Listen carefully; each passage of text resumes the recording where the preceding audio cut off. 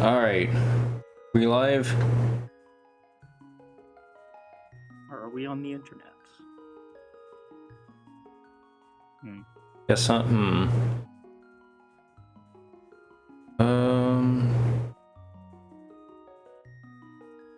I'm not live, am I? I hope not. Okay, good. Yeah, we should be live. We're live. Oh, we are? Okay, good. Yep, we're here. Alright, cool. Alright, fantastic. Alrighty. Well, in that case, let us begin the Link to the Past multi-randomizer. We have 3 teams of 2, and I will pull up the names of the runners here, and I'll also put them on screen here in just a bit. I do want to give a quick apology here. I might have to readjust some of these game feeds a bit once we actually get started, but once we get past all that, we should be all good to go. But in any case, we will get this race started here in just a bit. So today we have, like I said, we have 3 teams of 2, and we have Zelda and Luna versus Fish and Vaporeon versus Wackerly and Black Sabbath. We are in for a very interesting randomizer today. And so, without further ado, I will let Sean give the countdown. Alright, runners, you are starting in 5, 4, 3, 2, 1, go. Alrighty, here we go. Everyone's kicking off. Looks like half of them are going to Link's house and half going to the Sanctuary, which I actually feel is a pretty smart move overall. Kind of separate and get your bases covered there. So yeah, so when you're doing co-op, you wanna cast as wide a net as possible, and you want to get as many checks as you can possibly get. So you're gonna see Wackerly kill that guard and pull that tree. That prize is randomized there. In this case, it's 5 rupees. Nice. All right. Yeah, I will also get the names put on stream here in just a bit once we get this fully adjusted. Yeah, so this is so if you've ever seen Link to the Past randomizer before, you might see a bunch of differences here. The first one being the font. So this actually is Multiworld. So it's run on a different randomizer than the normal one that you would use for racing. This one is just an older version. They just never updated it to the new one. Gotcha. So I will admit on my end, I don't think I've ever actually done a multi-randomizer. I have done plenty of Link to the Past randos, but in any case, so this will be interesting even for me to kind of see how this all goes and how doing it with multiple people kind of flows here. Yeah, so the thing here is that these not only are they teams, not only doing co-op, they're also like you can find items for one game in another player's world. So sometimes you'll see somebody hold up an item, and it'll say received from player 2, like you just saw the Dragonite sprite Zelda there. And that is your partner finding something that belongs in your game in their world.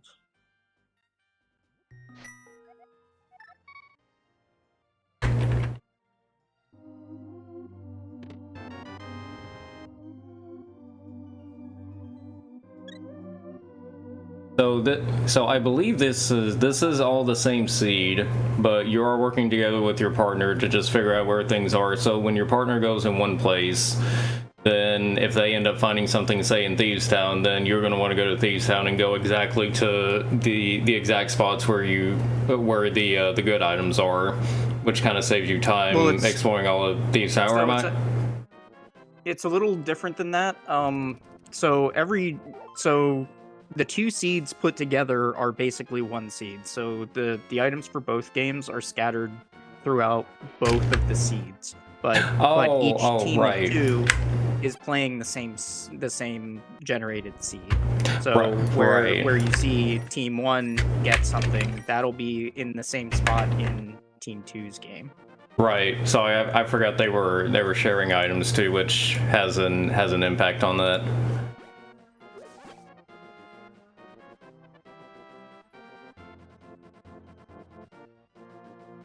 I'm not 100% sure what Fish is up to here, maybe having some technical difficulties. Uh-oh. I know they dropped in the Houlihan room. And, haven't done too much since then. Alright.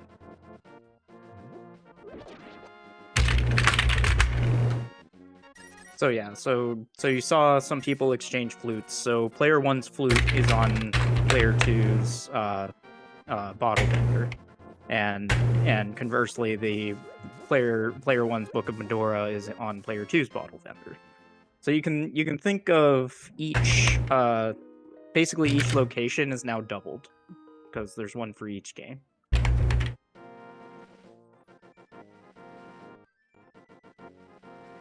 So early flute is nice, good for some fast travel.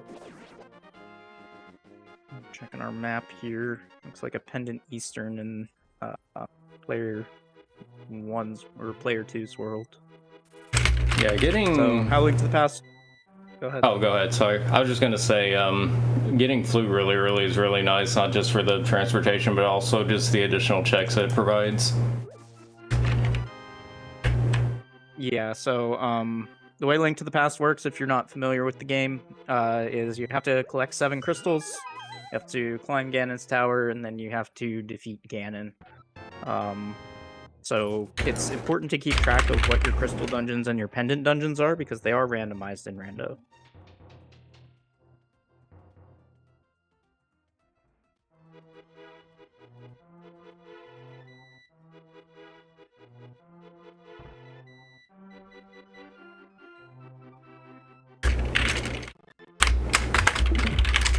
Uh-oh. Oh no. We lost the feed. Looks like we lost Fish's feed. Yeah, I think they're having some technical issues. Oh no. So, Alright, we'll have to get that fixed here real quick.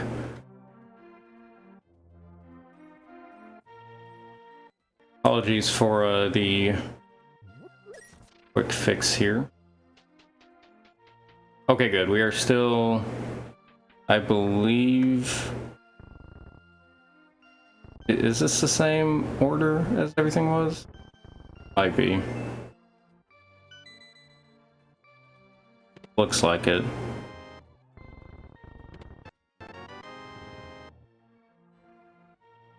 Okay, it looks like we're... Yeah, okay, we're good. We're good now. Very cool. I wonder if the technical difficulties were that Fish was not receiving items from their partner. Oh, that could be it, yeah. Point. That seems to be a sticking point in every single archipelago seed that I do. Usually I'm the problem. Oh no. Yeah, I guess if one thing goes awry, it kind of just breaks the entire thing.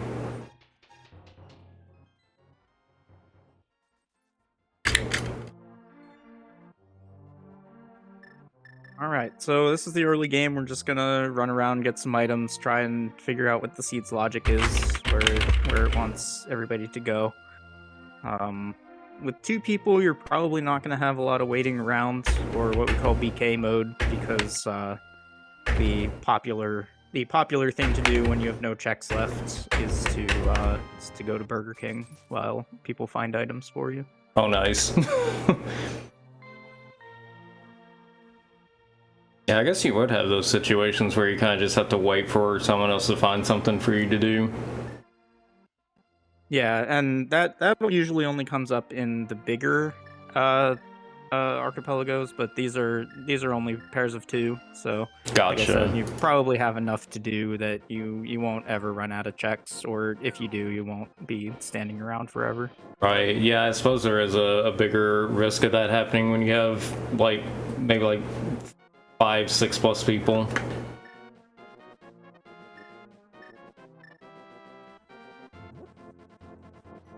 Nope. And I just saw Zoda get an item at a very inconvenient time. Oh no. Trying to throw a bomb to kill a Moldorm, and their partner gave them an item, which Oh, caused the of bomb to course. explode on their head. Of course. You gotta love just inconveniently timed item grabs in rando in general.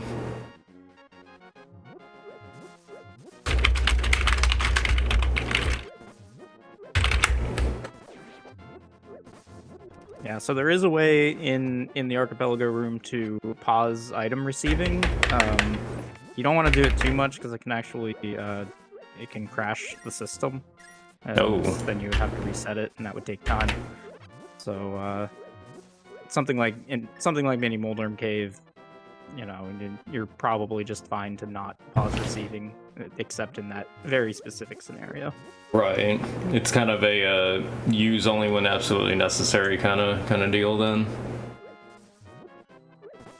Yeah, something like that. I mean, you can disconnect and reconnect a fair few times before it becomes unstable, but yeah, just basically like, hey, if I'm about to go into a boss, then I'll usually just either disconnect from the server or pause receiving, and so that my rhythm doesn't get interrupted by item collects.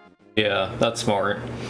That is something I've always noticed, at least when I've watched people do these multi-randos, is that I've always wondered just how many instances happen where you just get an item at the worst time, or something like really bugs out when you get an item at a time or a place where you're not supposed to.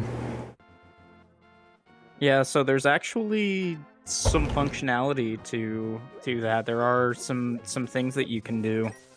And Wackerly just ran into the same issue with bombs. Oh, nice. So there are actually some fun things that you can do by giving your partner an item at the right time. So like if you jump off of if you jump off into water and you don't have the flippers, but once you hit the water you collect an item, then the game will put you in fake flipper state, and that's like exclusively an archipelago thing. Nice. That's really cool. I always do love exclusive glitches like that. It's always neat to see how it just interacts like that with custom made stuff. Yeah, so the other popular thing you might see is if you enter if somebody's out of checks in the light world and they still haven't gotten their moon pearl, they can actually go to the dark world and just wait for their partner to send them something, and then it'll put you in what's called super bunny state, which lets you use a limited amount of your items that you have available. Gotcha. Alright, now that I've got the all the names and layout all situated, Oh no. should be able to keep up better with what's going on. Let's see, we got. So the reason that Oh, go ahead. the reason Sorry. I'm freaking out here is because Zoda is in a fake flipper state, and if you take damage when you're in a fake flipper state, you hardlock the game. Oh no. Yeah, that's very risky to do when you have a connected game like this. Yeah, they missed the whirlpool at first. Oh no. And yeah, that almost got shot by Azora. Well, I do commend the I do commend the boldness for sure. So does this mean that Zelda has Moon Pearl now? Yes. So Okay. so when Zoda went into the waterfall, they were in that fake flipper state, that swim state, and then because they have the moon pearl, once you exit the waterfall, you exit in a water walk state. So then you can get those 2 chests. That is not in logic, but it is a popular thing that people do. Yeah, I know I've tried in some of the randoms I've done. I've tried to do that before, but then I think the first couple of times I tried to do it, I didn't have Moon Pearl, and so I kind of learned the hard way that you need Moon Pearl to get those chests if you're going Yeah, to you get it can out of also logic like that. yeah, you can also set up a water walk state if you have the Pegasus boots, and you dash next to a pit.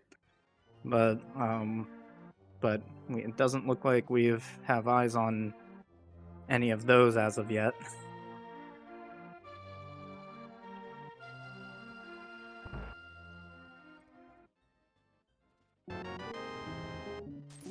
Oh, the mushroom.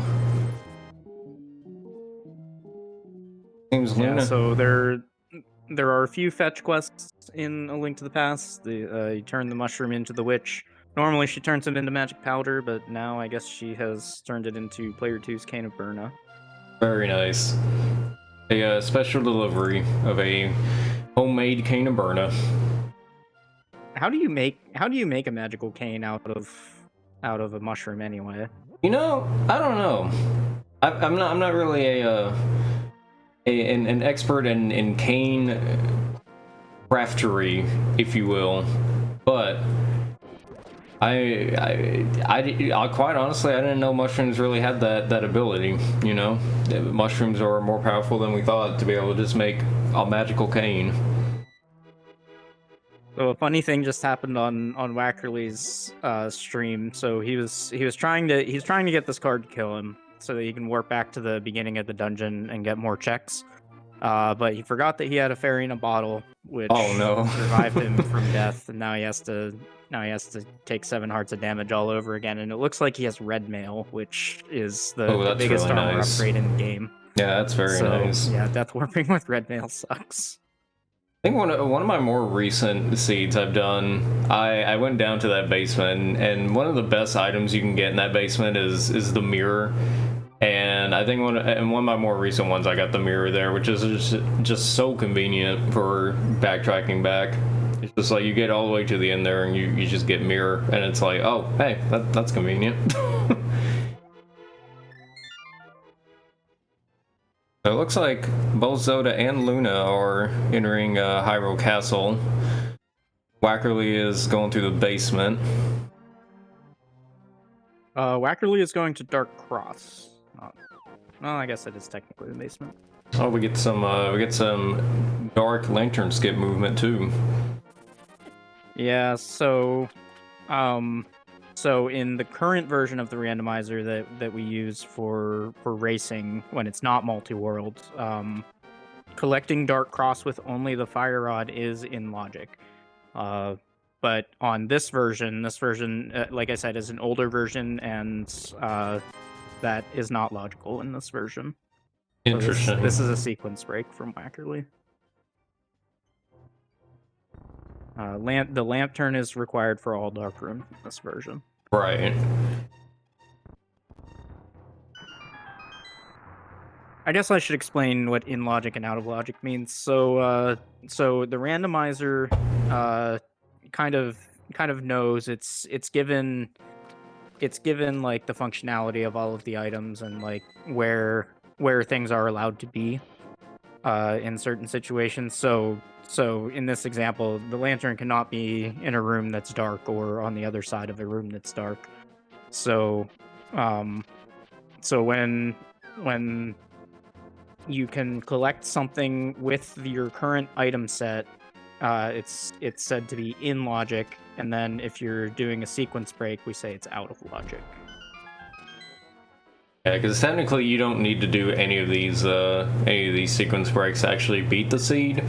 But sometimes it's just more convenient to do it that way, either to save time or in some cases it's just easier to do the sequence break than the regular strat. Yeah, because like Dark Cross, if you didn't do Dark Cross there, you would have to come all the way back to Hyrule Castle once you have the lantern. And Right. That's not really time efficient. Uh-oh. We lost stream again. Seems Lost like Fish's stream again. continues. Have some technical issues, but we will get those figured out.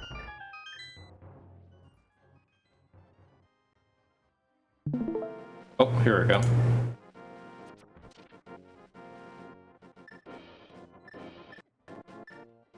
There we go. I hope they're saving their game every time and not just like reloading the entire seed. Hope so.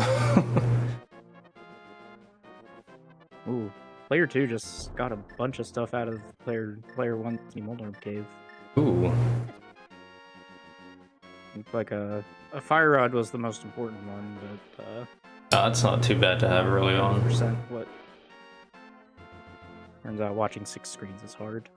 Yeah, I'm still trying to like comprehend where everyone is and what's going on. I mean, it didn't help that I was finishing the layout there at the beginning, but well, it looks like we got a sword and a shield and a heart container on team 1, or not team 1. I'm looking at the wrong display. For team 1 from. For team 1 from. You're right. Yeah.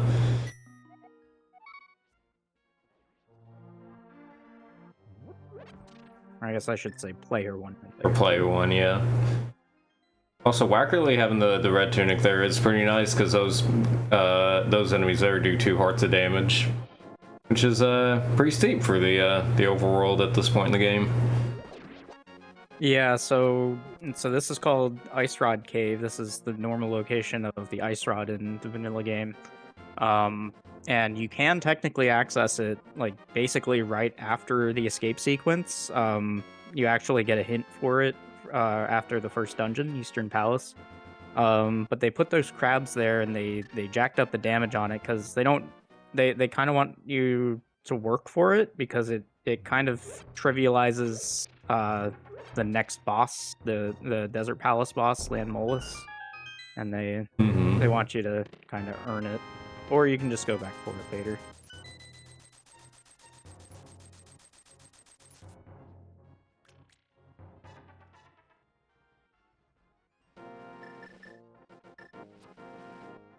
Looks like team 1 and 3 both have at least one player with double magic.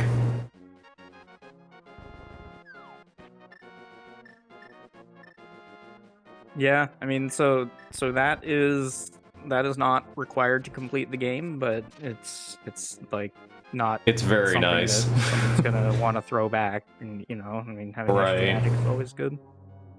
Yeah, it definitely helps with stuff like Trinex or Cold Stare. Ooh. Good spot for 2. Ooh, there's a hammer there too. Also really good. Yeah, so what Luna is about to collect here is the Moon Pearl. So in the lore of the game, Ganon took over the Golden Land, where the Triforce rests, and through his evil wish, twisted it into what's called the Dark World. The Golden Power, aka the Triforce, has a transformative effect, and it kind of like warps people into a different form. But the Moon Pearl stops that, so you can run around in the Dark World as your normal.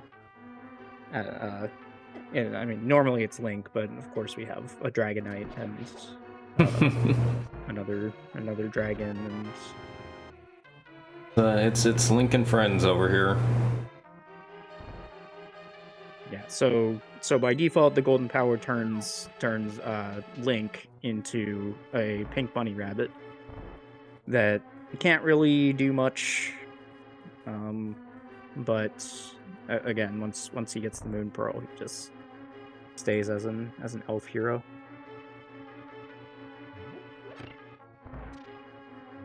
Got our first boss underway with on Zelda's screen. See if Zelda's gonna go for the quick kill. Yeah, so that wasn't a quick kill setup, but it's definitely definitely something I've seen before that people do for consistency. It's about 4 seconds slower than the quick kill, but in a randomizer, saving 4 seconds isn't super important. Yeah, we also see Black Sabbath getting access to that pot that's under the anti-fairies. By taking damage as you walk up to the pot, you're actually able to open it without taking damage to the anti-fairies, which saves time on killing the enemies there. Yeah, so this game, like most other games of this era, once Link takes damage, he's given 31 frames or just over half a second of invincibility, and we call those invincibility frames or iframes. So you're just taking advantage of a game mechanic to speed it up there. Also getting some more dark room gameplay. So And I may refer to frames later on as well. This game runs at 60 frames per second, actually slightly over that, but most of these fine folks are playing on emulators, so it's throttled at 60 frames per second. So if I refer to frames, I'm talking in 1/60th of a second is one frame.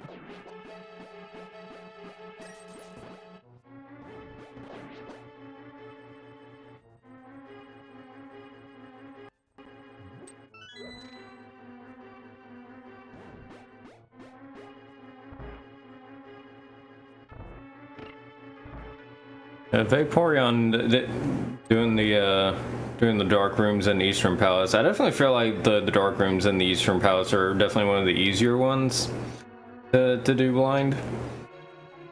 Yeah, so the one on the right side to get to the big key chest is just a big circle. So there's nothing to memorize except for your um enemy positions. And those are fairly easy to memorize. Once we get into, say, the Palace of Darkness uh like Misery Mire is one of the harder Oh yeah, Misery places to get Mire. through the dark room because they're so weird. Yeah, complicated, and it's multiple rooms you have to go through in a row. And there's things shooting at you trying to kill you while you do it. So That too, and definitely not they an do a easy lot of game. damage. So something you just saw Luna do is read one of those hint tiles. So in the canon of the game, um, Link can talk to the Kakariko village elder by the name of Sahasrahla by touching one of those tiles to get a hint to where things are or how to solve the puzzles or whatnot. For Rando, we kind of already know where everything is, so we replace those with hints about where some of the randomized item locations are. So that one was giving a hint that there, I believe it was a hint to the thing that's on top of Spectacle Rock. Ooh, it looks like we got a magic mirror on Team 1 from Zelda. I don't know who it went to, but It would have gone to Luna. okay. 'Cause it did say sent to player one.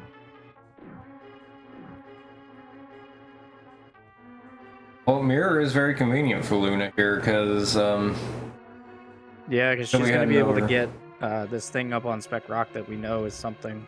I believe it's a hammer. Early one version of this is a hammer. I think it's Luna's version that had the hammer for one. If the hammer goes to the person who has the moon pearl, that is huge because at that point that means that person will have dark world access, which will open up the game even further. Do we all have power gloves? Because I'm not 100% sure on that. I don't think I've seen a power glove. Yeah, so you actually need the power glove to get Dark World access. Oh, that's right, because you have the rock as well. I forgot about that. Yeah, hammer and power glove, or Titan's bits, like by itself, will get someone to the Dark World, and that's 2/3 of the game right there. So you definitely want your Dark World access very early. Yeah.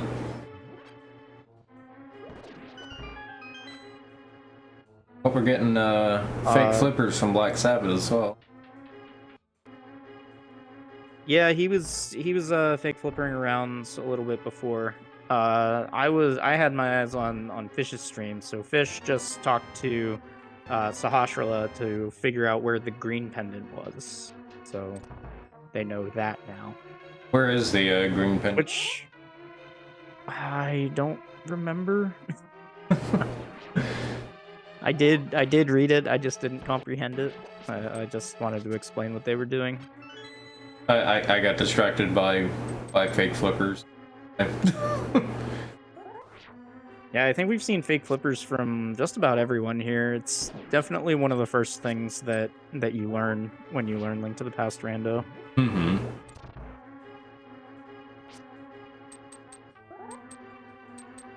Looks like in the And as other far as, like, iteration.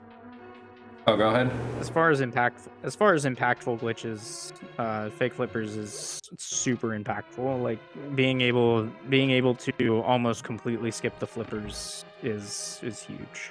Right. Also, we can see on Luna's screen, she's doing an exploit here where she's standing on top of the peg as it had activated, and that allows for Link to be invulnerable until you step off of it. Which makes this room very convenient because now Link is unable to be hit by the floor tiles in that room. Yeah, but these mole arms can get a little squirrely sometimes. Yeah. See, that doesn't count as calm curse. He already died before I said it. Right as he said. What's the timing on that to count? Yeah, so that's another way that you can exploit those invulnerability frames is to stand on those flaps when you hit the switch. So yeah, you can see. Oh, I hope Soda has a fairy. Okay, he does. Yeah, and you need to have blue up here anyways, so it just kind of works out.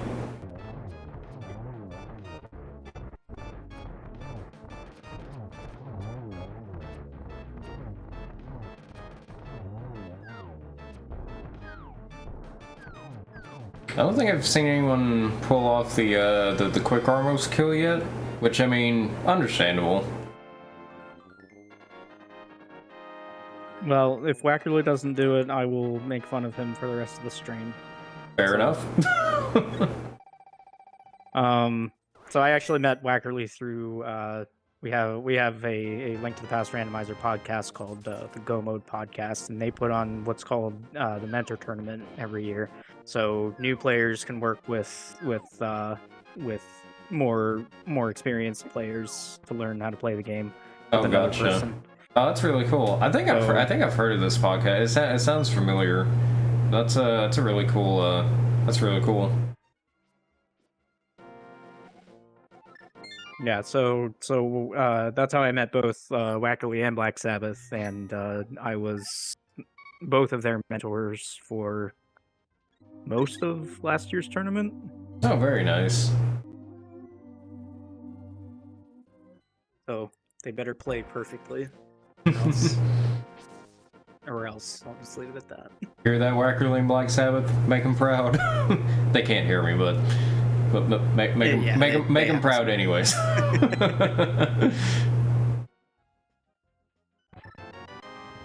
Oh, Sickhead had the hook shot. That was a good backup strat by Fish there. So Fish just did the big key room skip there that we saw before, but did it in kind of a like normally you damage boost off of the Popo on the right to get into that pot, but they used the anti-fairies to trap Link against the stairs. Oh, yeah, the stair strat, yeah. You can do it a little easier. Yeah, and there's a million ways to do every single room in this game, so I like to see new things. Always know your backups, though. On that note. It does look like Luna picked up a power glove somewhere and is going to drop into the back of Escape here. Did we see who got the hammer on their team? I don't.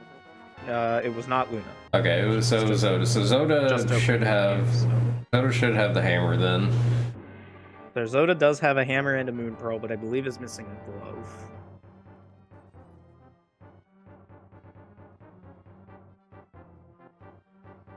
Well, Luna has a glove and a moon pearl and is missing either the Titan's Mitts or the hammer. Yeah, so really either one of them just needs one thing, and then they both have Dark World access.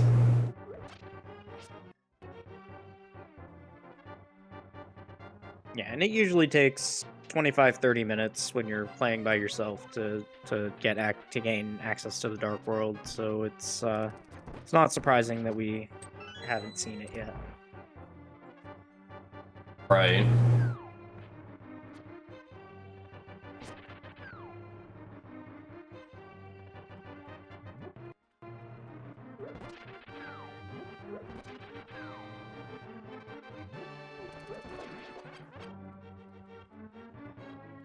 Sab is just sitting on the flute screen. I wonder if he's out of checks. I can't imagine he's out of checks. I haven't kept up too much with where all he's been. I don't think so far we've really seen a standstill yet. Thus far. This could potentially be our first standstill.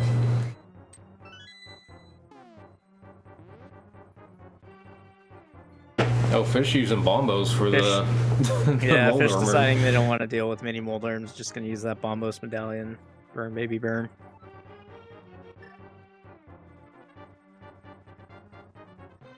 One medal to get another medal in the form of ether, ice rod. Almost in its normal cave. So the medallions, oh, and we do get a ped check there from Zoda. It's their own half magic on the pedestal. So pedestal is probably the worst check in Link to the Past randomizer, because you have to collect all 3 pendants in order to get the item that's on the pedestal. But as I mentioned before, the pendants don't progress you toward the end of the game. So that half magic, unfortunately, is just gonna stay there. Yeah, no point in getting it unless you absolutely have to. I do remember whenever, I guess this was back in like 2016, like the early days of Link to the Past Rando. I played a little bit of it back in the day, but I believe it was before Triforce Hunt, and I was wanting to do settings that were really quick, you know, something that's quicker than the usual standard settings. I think I did what was it, the Master Sword category, which is basically just get all 3 pendants. And then I realized that the Master Sword category can also lead to being even slower than standard settings if a pendant is hidden behind something that is hidden in Ganon's castle. Which essentially turns it into an old, it turns into an old Dungeons run to enter GT. So that's called pedestal goal. That just means your Triforce is on the pedestal instead of behind Ganon. It can go fast. It can be like half an hour, bing bang boom, you're out. But like you said, one of your pendants could be Turtle Rock, and then you're just playing a regular seed because Turtle Rock has very steep entry and completion requirements. It really is just luck of the draw. Never know what you're gonna get out of it. Luna with some good game knowledge here. So that ring of bushes there, the north, south, east, and west bushes have a 50% chance to drop either 1 rupee, 1 heart, or a fairy, and she got a fairy on the last one, caught it and put it in a bottle because I think she's going to want to do Spike Cave here. Yeah, that is smart.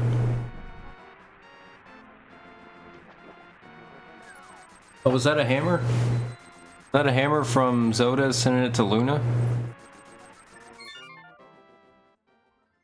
Couldn't quite tell what it was. Like it was Piece of Heart? Or Piece of Heart? Okay.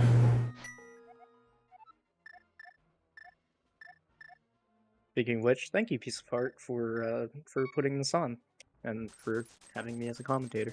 Yes, same here. Thank you, Piece of Heart, for setting this all up. And if you like what you see, be sure to donate to the Piece of Heart cause.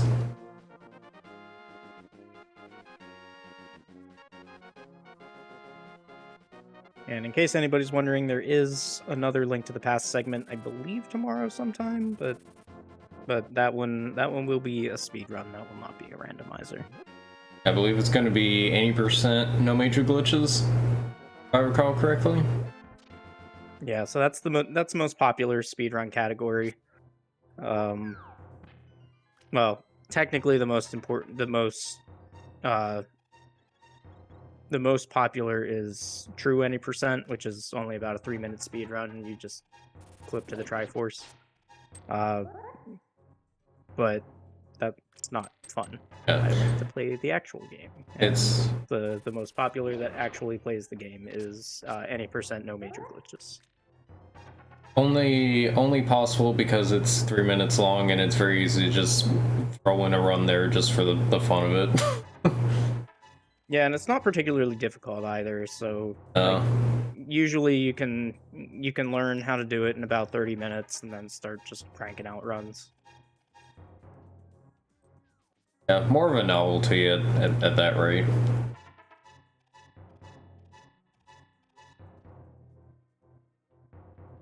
All right, so Wackerly actually is in Skull Woods in what's usually the third crystal dungeon. Uh, so Wackerly, the first one into the Wait, Dark World here. Actually, what room is Vaporeon in? Vaporeon is in what room is this? Oh, okay. Wackerly can actually kill the boss here, which is pretty cool. Oh, that's nice. And also, Luna, on the fortunately other for hand, also fighting a boss, but finding out why everybody calls this thing Troll Dorm. yes, good old Troll Dorm.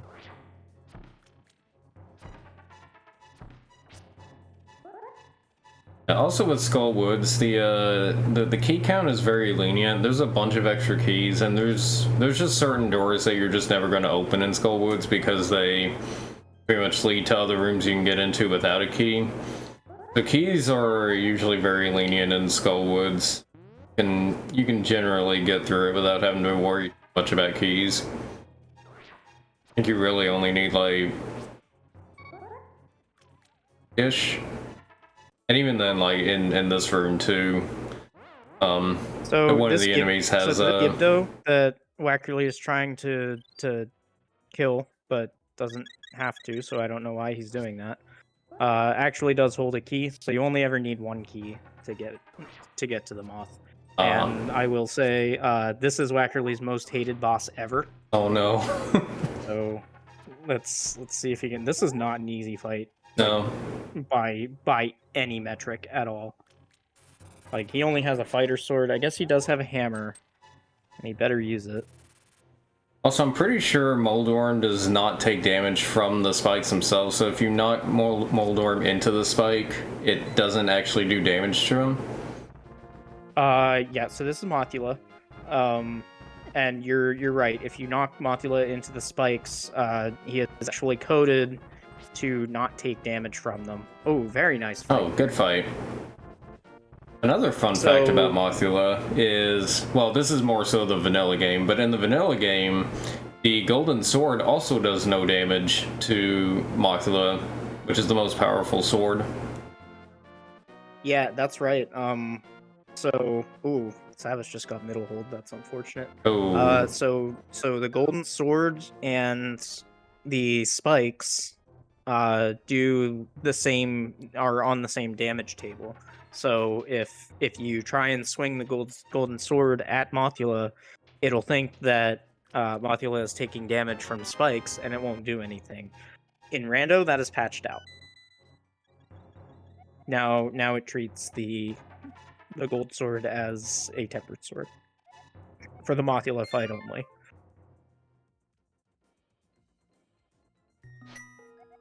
You're definitely way more likely to get to Mothula with a golden sword in Rando.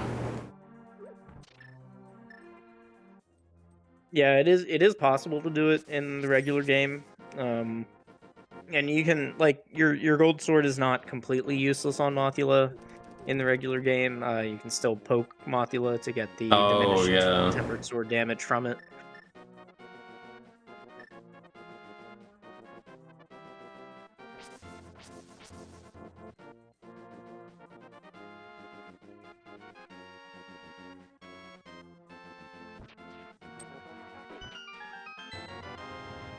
Like Black Sabbath's got one more hit on Mothula.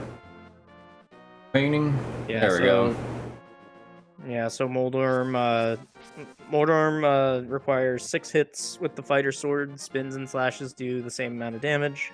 And after the 5th hit, he will enter that enraged phase that makes him real fast and not very easy to dodge. Speaking of bosses, we also have Zelda doing the blind fight, and if I recall correctly, it's usually 3 hits just in general to end each phase of blind. Like no matter what level sword you have, no matter what item it is, generally 3 hits in order to advance the phase. So it's not only sword hits. There are other things that can damage blind, but anything that damages blind does the same amount of damage. So it doesn't matter if you have fighter sword or gold sword or Cane of Samaria, Cane of Burna.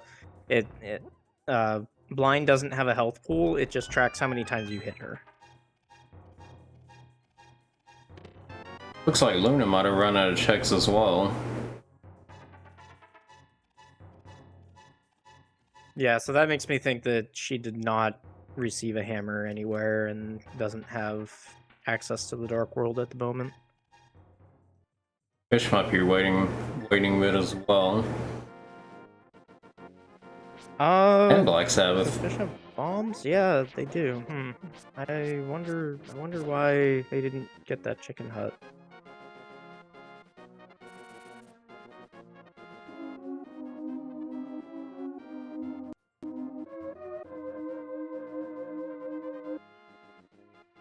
Yeah, so something that I'm not actually sure what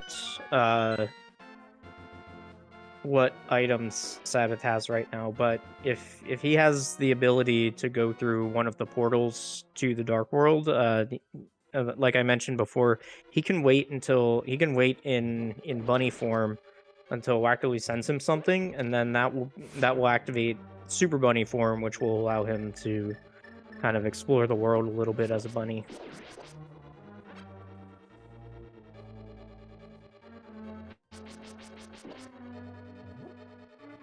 And in the few multi-world tournaments that have been run, that functionality has been allowed. Not sure. Maybe he just doesn't know that it exists, or maybe he just can't access what he needs to access.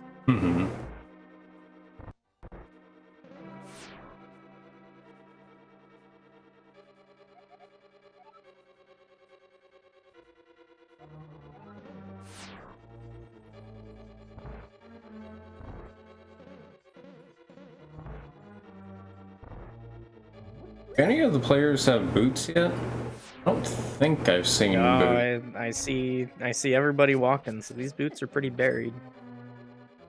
There's a level 2 sword for Zelda. Yeah, Master Sword on Catfish. So Catfish is also one of the much maligned checks in this game. It takes forever to walk all the way up there, and it's only ever one item. It's never efficient to go there, but sometimes it does have stuff, and yeah, that second sword is nice. The Master Sword is the minimum sword that you need to be able to kill Ganon. Cannot do it with a fighter sword.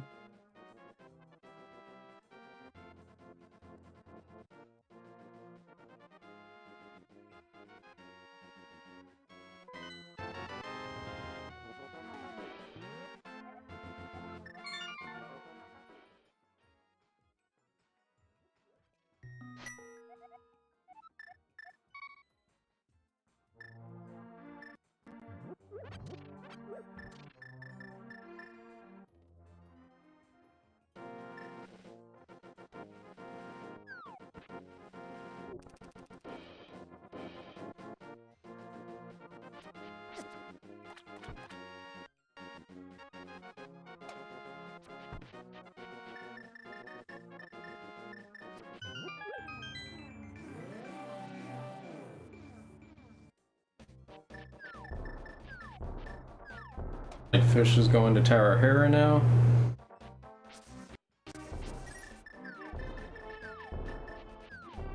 Quackerly making their way through Thieves Town now.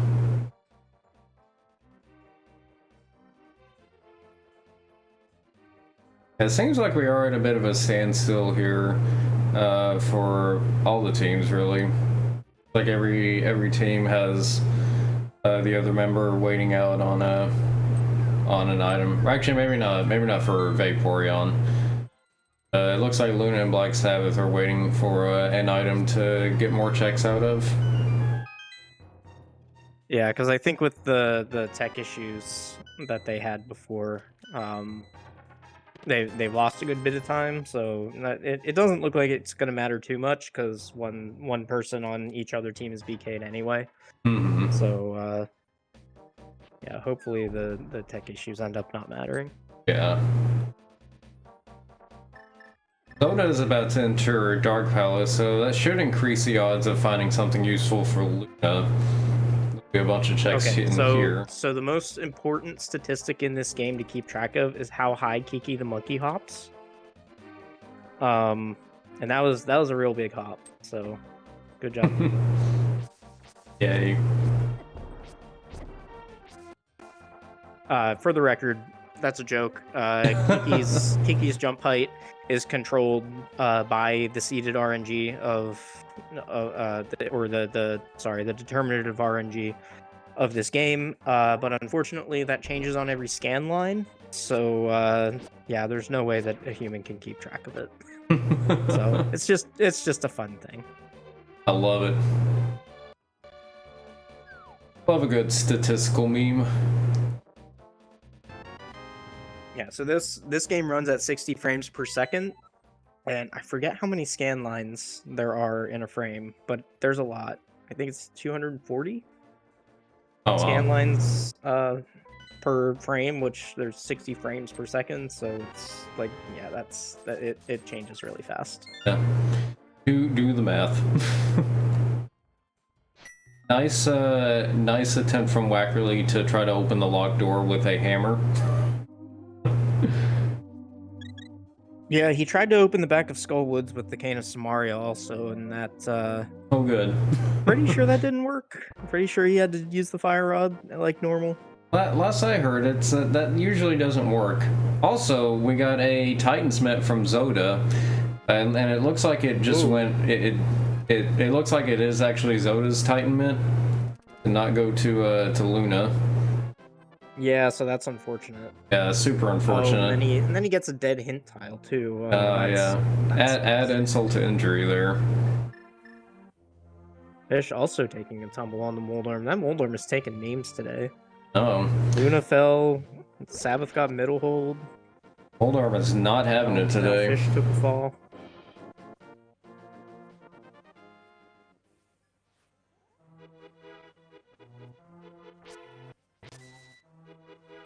Now we have Wackerly doing blind and now finishing blind. Very cool. Yeah, and he lost the script. So blind actually is a scripted fight in that if you enter the room and you do the exact same inputs, you will always get the exact same results. So one of the first things, like one of the first boss kills that we teach to new people learning the game is the blind script, because blind, like without the script, really sucks. Even on red mail, those fireballs that are firing all around from the heads do 1 heart of damage, and the heads themselves do half a heart of damage. And as you can see, he's only rocking 7 hearts there. So yeah, if you get off script, it can get ugly real fast. Yeah, pretty scary for sure. Also on the Moldorm fight, you might also noticed that some players will hold out their sword as if to do a spin attack.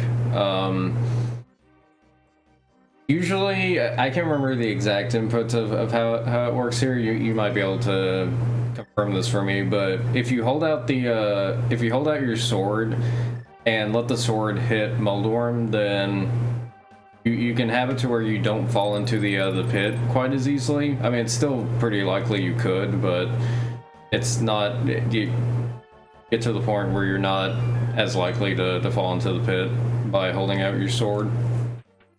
Yeah, so what's happening there is Link's knockback animation cannot cause him to fall.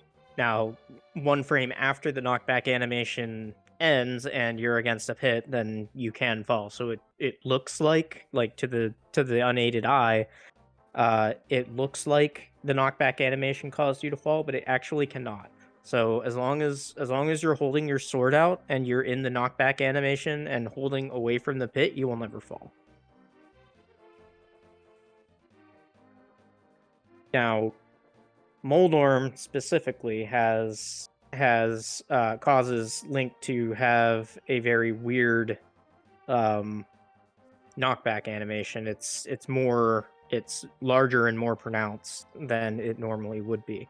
So there are times where the knockback animation can actually just throw Link uh right like maybe 4 tiles into the pit, and then there's no way that you can get out of that. You're just gonna fall. Oh yeah. Looks So like it's not a perfect system, but it is an easy way to trivialize that fight. it is better than just kind of going at it and falling when you. Looks like Black Sabbath was on the move there for a bit. Yeah, so player two's Sick Kid has player one's hook shot. We Oh. actually saw a fish get that first. But yeah, so the Sick Kid in Kakariko, usually you show him a bottle and he gives you the bug catching net so you can kill bugs in those bottles. But obviously this is rando, so that item is randomized. But you still have to show him a bottle. And Sabbath just got his first one, so that was the only check that he could do, and that pretty much confirms for me that he's in BK mode.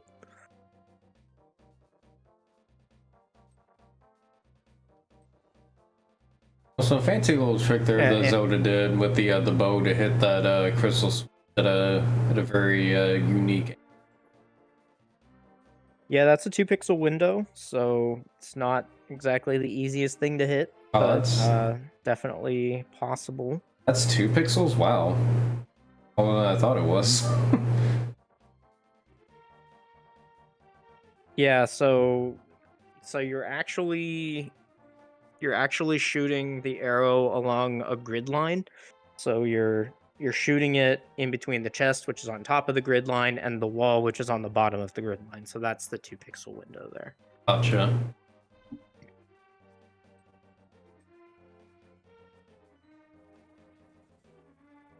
Particularly being very careful to not get hit by the popo here, or not popo. Yeah, those are ropas. The ropas, yeah. Popos are similar to ropas, but ropas have like I don't know that like green circular. The green skin or whatever. They hop a lot more. Yeah, Wackily was trying very carefully not get hit there, because if you do get hit there, then you lose Kiki the monkey. And if you do that, then I believe you have to leave, and not only that, you have to spend an additional 10 rupees to get Kiki back. So ideally, you don't want to get hit there. Kiki loves money. You have to bribe her to follow you anywhere. So usually that's 10 rupees at a time, and then when you take damage, she's like, "Oh, I don't want to be here anymore. It's too dangerous. I'm running away," and then you have to bribe her again.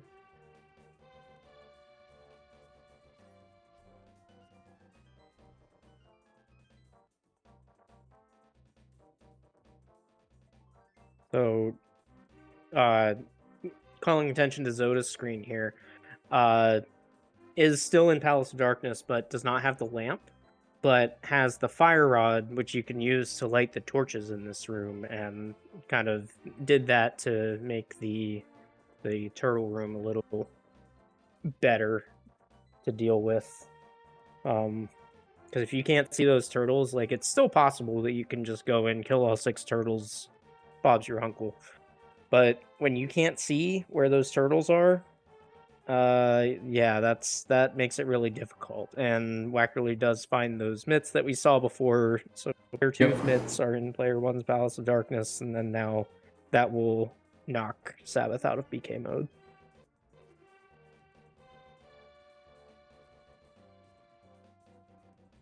Looks like now it's just Vaporeon waiting for the next item.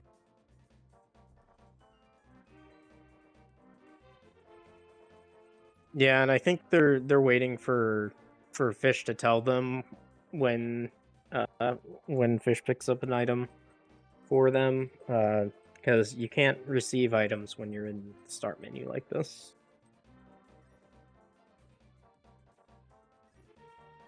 Looks like Fish hadn't been That's through another the. crystal. That's another crystal for Zoda, and Luna's got a couple herself. So yeah, they're making real good progress. This is good. And Luna is on the move again.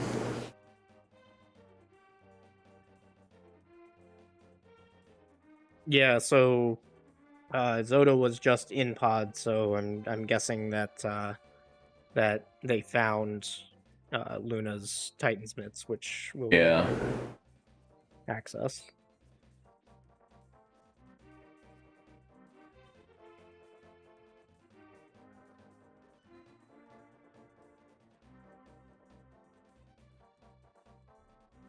Also, Fish doing a very late check at the Kakariko Village palace here. Yeah, so that's Blind's house. So Blind the Thief, the boss of Thieves Town, used to live in the light world before she went and attempted to go to the Golden Land and seize the Golden Tower for herself. And that's the reason why she's that big like red monster, because the Golden Tower twisted her that way. Did not work out for her. Yeah, no, it didn't work out for anybody except Ganon, really. Kind of funny how that works. And I think this game actually was the first to give him the name Ganondorf. Because before Ganon was Ganon, he was Ganondorf the Thief, and he found Oh yeah. the portal up on Death Mountain, the one you used to get to Tower of Hera. He found that portal to the Golden Lands and found the Triforce. Was this also the first Zelda game that spelled Ganon with one in the middle? I almost want to say Zelda 2 has one N. I believe it's spelled with one N in Zelda 2, but Right. it's also spelled with one N in the instruction manual of Zelda 1. But in the game, it's G-A-N. Oh yeah.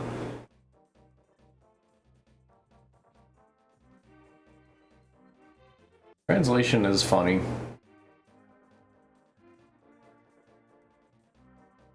It does kind of remind me of at least in Wind Waker, if you excuse me, if you play in English, the King of Red Lions will say Ganondorf, but in either Spanish or Italian, the King of Red Lions says Ganon, which I don't know, I've always thought that's very interesting. It's just like very different names in the same context in different languages.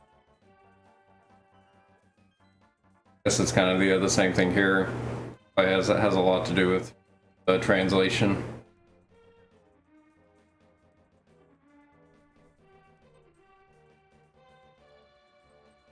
Yeah, I can't think of any translation errors in this game.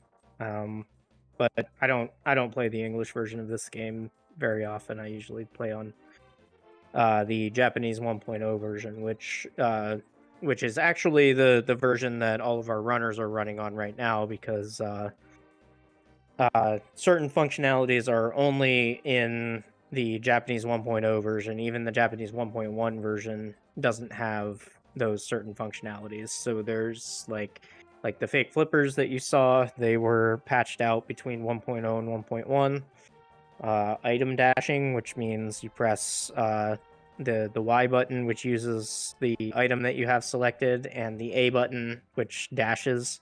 Press those on the same frame, aka at the same time, and you will perform a special action called an item dash, which has certain applications. We've But sadly, yeah, so go ahead. yeah, we sadly have not seen the dash trick yet. Mainly because none of our runners have gotten the Pegasus boots yet, but it is pretty cool to watch it be done in action. Yeah, this game doesn't like when the player tries to do two things at once, and it breaks a lot of stuff in very weird and interesting ways. And I guess also to add to the discussion about 1.0 Japanese, we do see, of course, here for the randomizer, English text is put back into the game. And I believe that since this is technically the Japanese version of the game, that's also why the English text looks different than it does in the actual versions of the games. That was a font choice made by the randomizer developer. Oh, Actually, okay. no. This font is natively in the game. So you have all of the Japanese katakana characters, but you also have all 26 Latin alphabet letters. Oh, okay.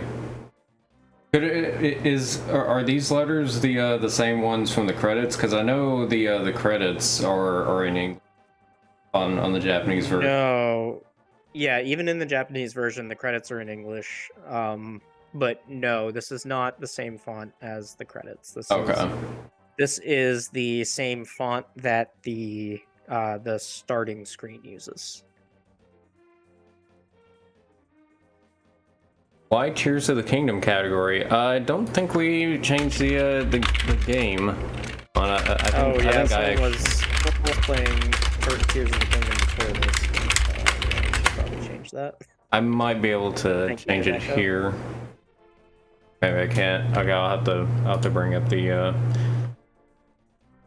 dashboard. But in any case, welcome in. We're doing Link to the Past multi randomizer. We have 3 teams of 2, and they are working together to finish a multi-world. Ooh, Sabbath finds his own lamp there in Ooh, Line Cell. there we go. That's gonna let him not have to deal with all this stuff that his teammate Wackerly is doing.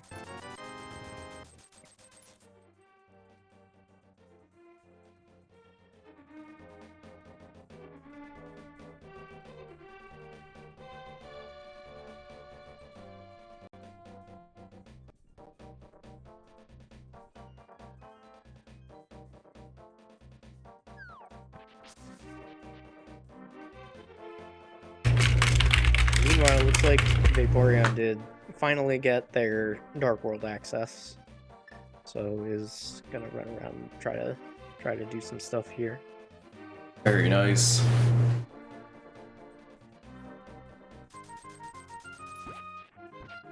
Oh yeah, one of the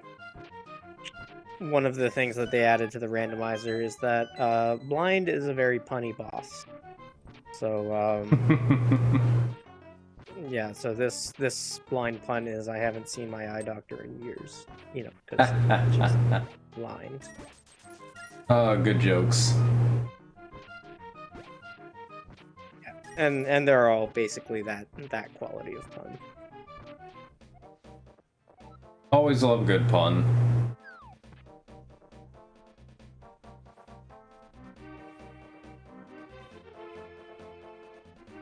The font that the rando uses is so much better than the English font. Yeah, we were just talking about how the fonts are different in the randomizer. Yeah, so there's like in the randomizer that like if you go to alttpr.com or avianart.games, the font that you get in that randomizer is going to be a little different than the one on Archipelago. and it does look a lot smoother. Like these letters are real blocky, and they kind of smoothed it out in the other randomizers.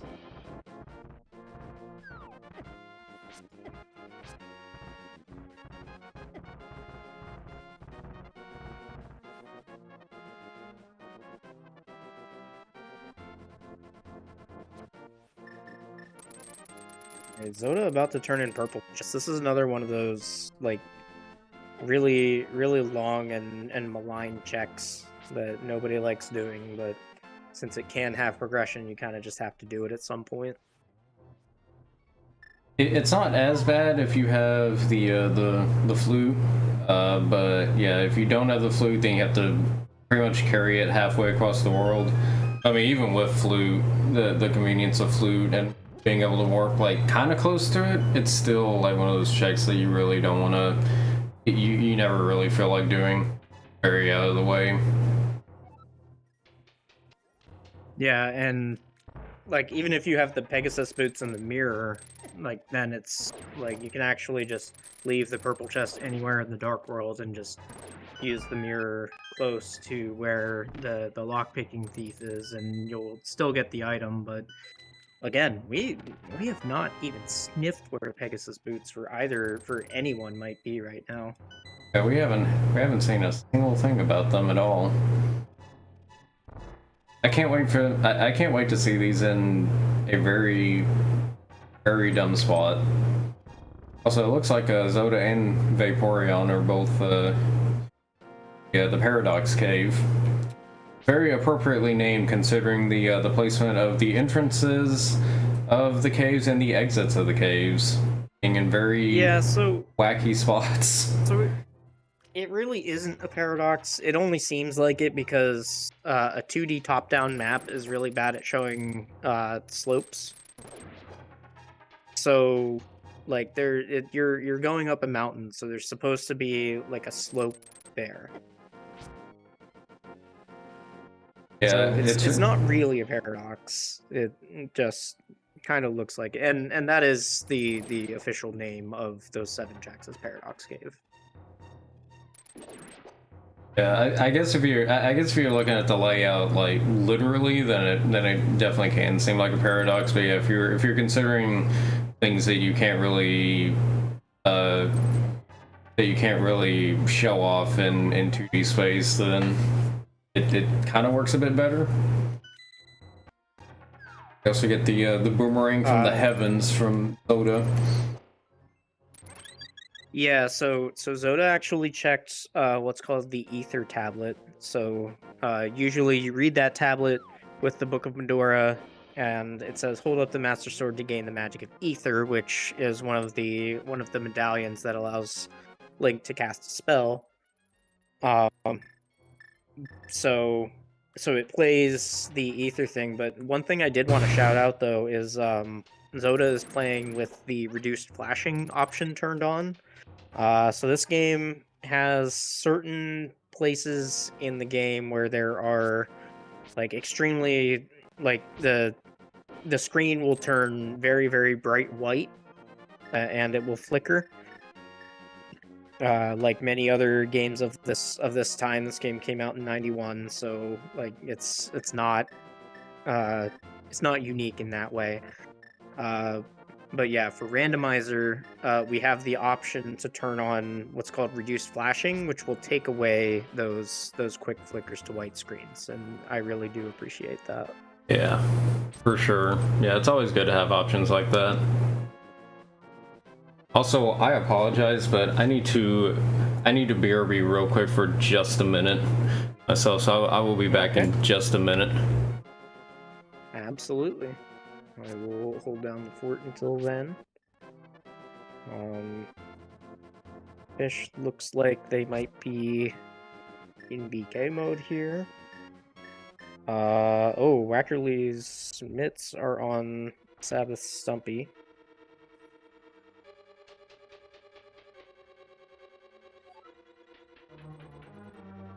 Which will be true of the other teams as well.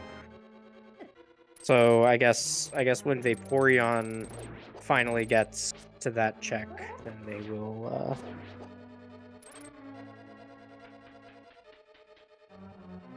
will get those mitts for Fish, and Fish will be able to continue in their game.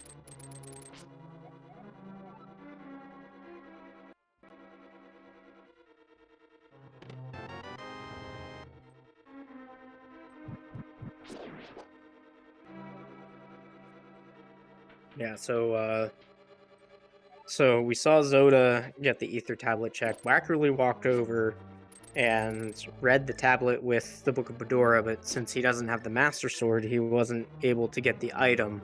But it does give him a hint as to what is there, and now he knows it's his own blue boomerang, and then he can just check that off his tracker, because while blue boomerang is the best boomerang, it's not required to complete the game, so it's not really worth going out of our way for it.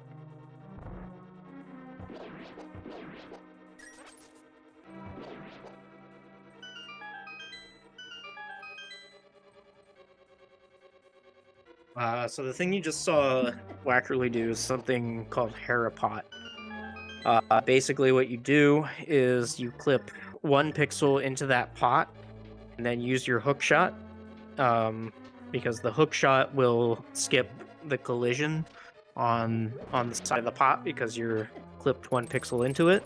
So then you can hook to the other side of the pot, make a bit of a micro adjustment, and fall in, and it's a faster way to get up the tower. Okay, I'm back. Sorry about that.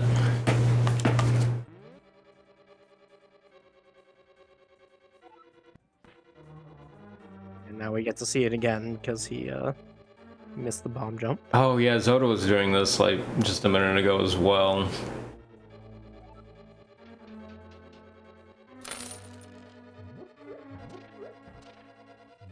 Oh, I believe I heard a donation. Aethernet MK12, thank you for the $100 donation. Looks like. Thank you so much for the donation. Let's go. That's a very generous donation. Thank you so much. Thank you.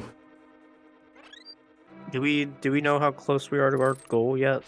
It looks like we have 156 out of 1,000 so far. So okay, so not bad. Not bad. Yeah, we are still pretty early on.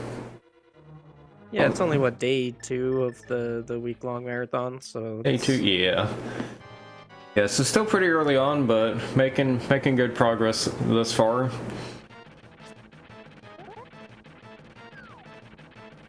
So there's plenty of marathon to go.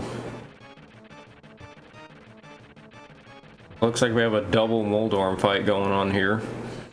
Really making quick use with the hammer.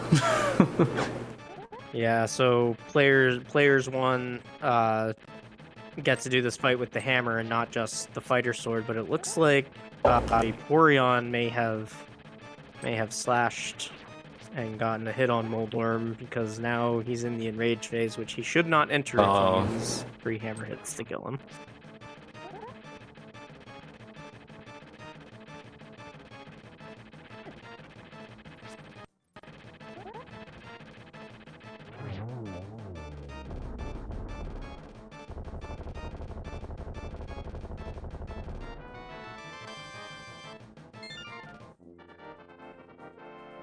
But for those just joining, or those who have goldfish brain like me, the second players on the teams were required to kill Moldorm with only the fighter sword, which without the boots is a very challenging fight. But very unfortunate. They all got through it.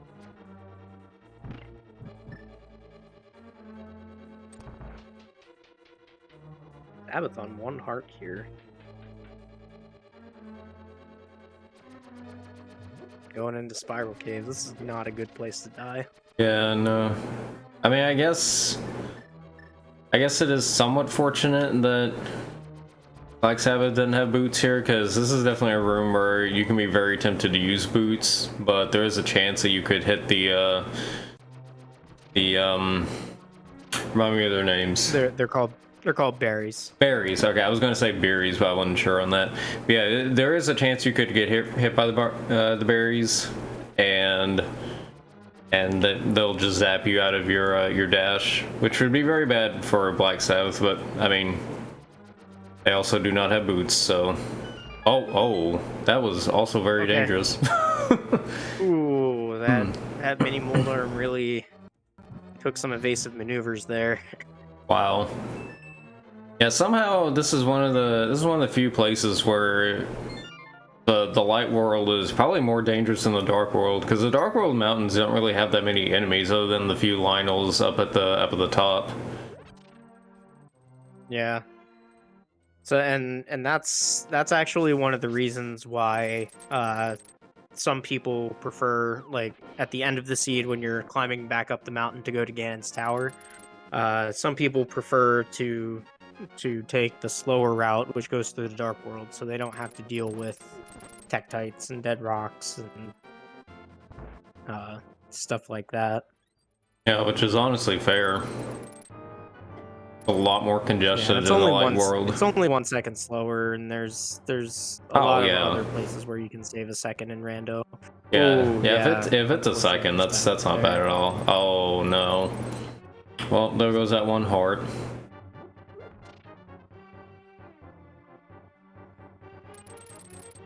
Like Fish is now waiting for their next item. Yeah, so we actually know what they're waiting for is the Titan's mitts from Stumpy. Oh, all right. I remember that now. Yeah, I'm glad there's two of us doing this, because yeah, this is hard to keep up with. Yeah, it's hard to watch 6 screens at once. Yeah, 6 screens, essentially two different randos. I mean, it is technically one rando, but like in the minds of 2 different people, 2 different game worlds, I suppose you could say. Yeah. Yeah, it's a lot more complicated than your normal open 7/7 seed. We're actually opening the TR portal. Does he have Cane of Samaria? Are we gonna see him go into TR?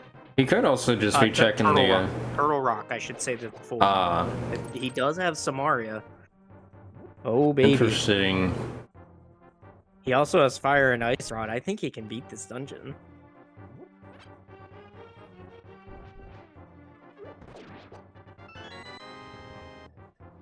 Yeah, I think it might be fair to say this is a relatively early Turtle Rock by comparison. Yeah. To average. To how much equipment he doesn't have. Yeah, it is a fairly early accessible Turtle Rock, but that is not like expected in Multiworld. It's a lot more common in Multiworld versus like a solo seed, because right. Yes, the entry requirements to Turtle Rock are very steep, and the clear requirements are steep as well. But you're a lot more likely to find those steep entry requirements when somebody else is also looking for stuff and sending you stuff. Yeah, that's true. You're definitely more highly likely to just get a bunch of items at once, because you're covering more ground. Meanwhile, Zoda's on to Ice Palace, which is one of the dungeons that everybody hates, because it's very long and circular, especially if you clear it the vanilla intended way. We in the randomizer community, we have 2. One is a glitch, the other is just kind of a damage boost exploit called a bomb jump that we can do to kind of make it a little less sucky, but it's still very a very large place, and there's only 3 items here, which kind of makes a lot of people hate it. It's a lot of walking, not as much item collecting. Sure. Is the I believe we are going to see an Ice Palace bomb jump here. So what Zoda is doing is getting right next to this pit, and then using the damage from this bomb. No, Zoda, you're on the right pixel. Okay. All right. That Okay, should looks like be it's fine. fixed. Yeah, Okay. nice. Yeah. So what he did there, what they did there was to get straight on the edge of that pit, and then take damage from a bomb and use that knockback animation to basically just hover over the pit. Yes. Biggest thing that skips is it just skips having to hit the crystal switch again, because the whole backtrack is mainly going around around a loop, I believe, to hit the crystal switch, and then you have to just backtrack through everything again just to reach the boss store.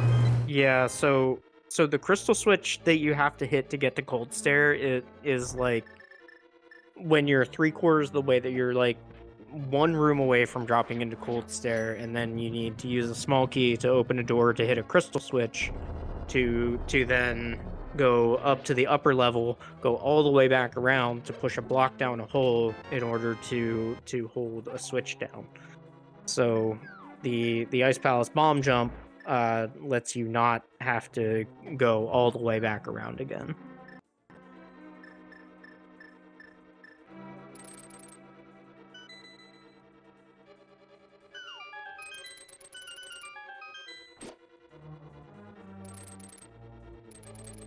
Is the Kana Samaria version of, or like the glitch you do with Kana Samaria in this dungeon, is that allowed in these settings?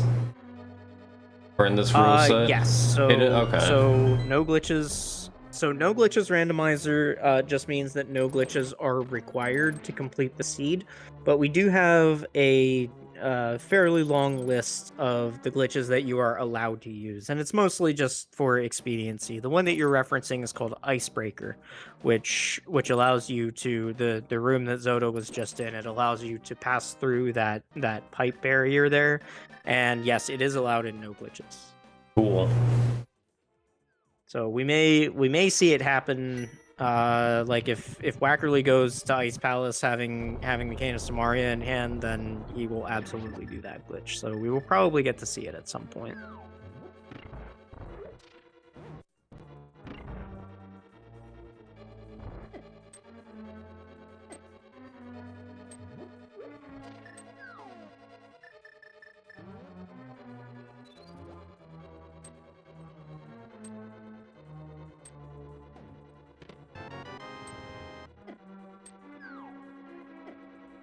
I think this is the most dungeon we've seen so far. Just about everyone except for Black Sabbath is all in the dungeon now. I guess we've kind of hit that point in the random now where we're just we're pushing through all the dungeons, because I feel like once you have enough items, it just comes to the point where you want to clear as many dungeons as you can to not only make progress in getting crystals, but also to look for more items along the way. Yeah, so the way this game is laid out is there are 100 overworld checks and 116 dungeon checks. Actually, why did you unlock your camera? Anyway, so there are 100 overworld checks and 116 dungeon checks, but 27 of the 116 dungeon checks are in Ganon's Tower, so we don't really ever count them. So there is more stuff on the overworld, but the way that the game is laid out, the light world overworld checks are largely all accessible without any items other than your starting items. So all that to say, your overworld checks will basically dry up. So there's kind of 3 stages to overworld checks. There's your light world overworld checks, which you're going to check right away because they probably just have progression in them. There's your dark world overworld checks, which just are more convenience than anything. And then there's your Mitzlocked dark world overworld checks. So right now we're in the portion of the seed where we're kind of out of things to to check on the overworld, so we're gonna be dungeon rushing for quite a while here.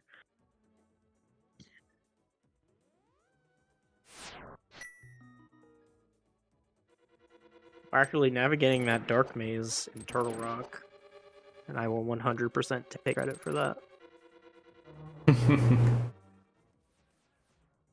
Yeah, it's definitely an impressive one for sure.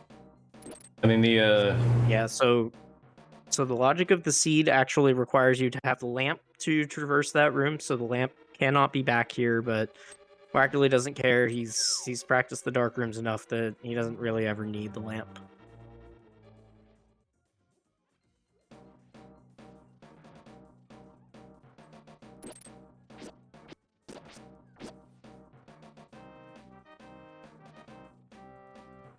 Meanwhile, Luna fighting with that Helmasaur there. If you fire the bow at a Helmasaur, it'll just kill it.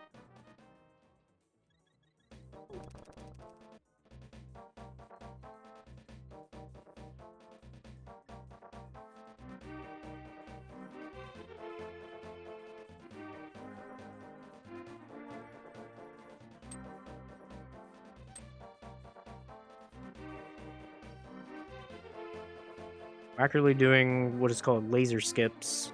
So those big long lasers that you see coming out of the eyes, only the front 4 pixels of them are actually dangerous. So once you get past those 4 pixels, then you are free to stand on the sprite as much as you want. we love old hitboxes.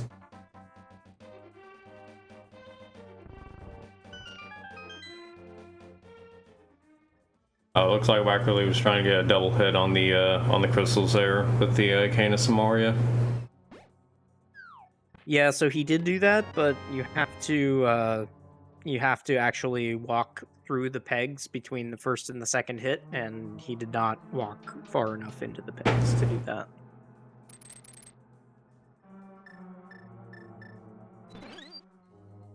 Yes, I'm judging him for that.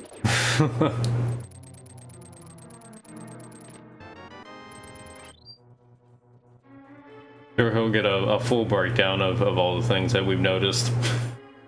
Oh yeah, I have a notepad document open, and I'm definitely keeping track of every single thing that both he and Sabbath do wrong. Very good.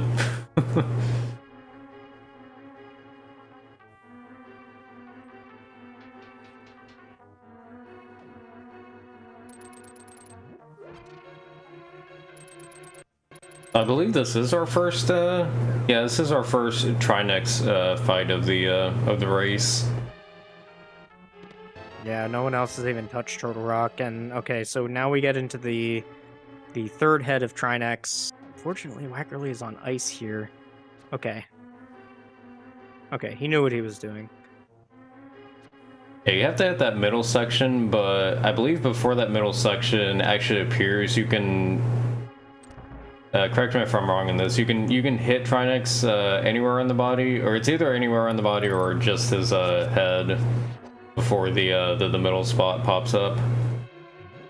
Yeah, so there's that part of the cutscene after the shell is done blowing up where he's just kind of like, I don't know, posturing around the room like pro wrestling style, until the middle of his body starts splashing. His head is vulnerable, and you saw Wackerly get a hit on that head before the body became vulnerable. Yeah, it's a pretty free hit too there right at the start, because Trinex is always going to go directly down from there once he starts moving. Yeah, so this is yet another difference between Archipelago and the normal seeds that you would race in A Link to the Past randomizer. Archipelago is still on what's called slow ROM, whereas the regular the randomizers that are regularly used for solo racing are on what is called fast ROM. So back in the Super Nintendo days, you used to have cartridges which had PCBs inside of them. some of those PCBs had an extra chip on them to use as a second CPU, and they run on what's called Fast ROM. The most famous game that uses this is Super Metroid. So those extra chips cost money to put into every single cartridge. So to keep the price of A Link to the Past down, and because it works fine-ish on slow ROM, it doesn't really need fast ROM. Nintendo made the decision to manufacture Link to the Past with using only the Super Nintendo's CPU and not putting that extra chip. Oh, interesting. Cartridge. We have since, with modern technology, found a way to emulate that fast ROM chip. So we built it into Link to the Past randomizer, and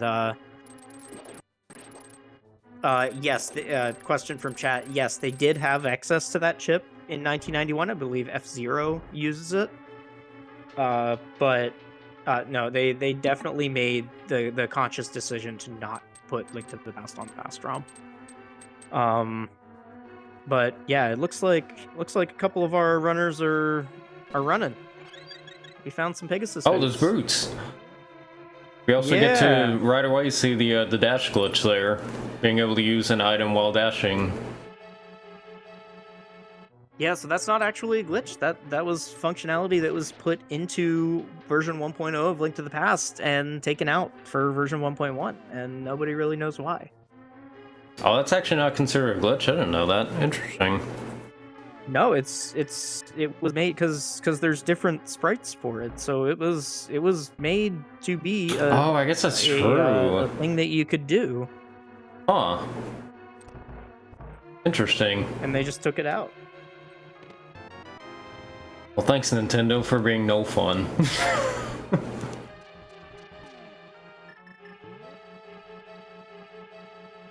Did we see where those boots came from? No, but I believe we have both pairs of them for Wackerly and Sabbath, because they have both been dashing around, and they've nice. both shown their start menus recently, and they do both have the Pegasus boots. So I would not be at all surprised if, well, Luna does have boots, so one of them was not in Turtle Rock. I would not be at all surprised if the other one was in Turtle Rock, because Wackerly definitely did not have boots when he was doing laser skips. That's a rough spot to have Pegasus boots.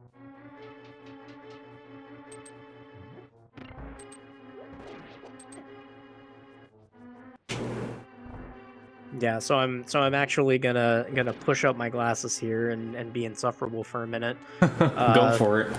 The English translation of that item is actually the Pegasus shoes, but since they are boot-shaped, we just call them boots.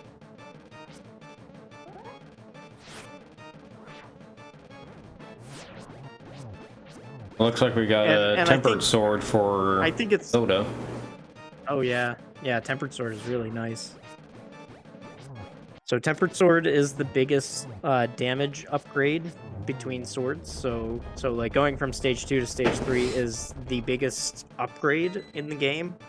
It's not as impactful, or it's way more impactful than 1 to 2 or 3 to 4.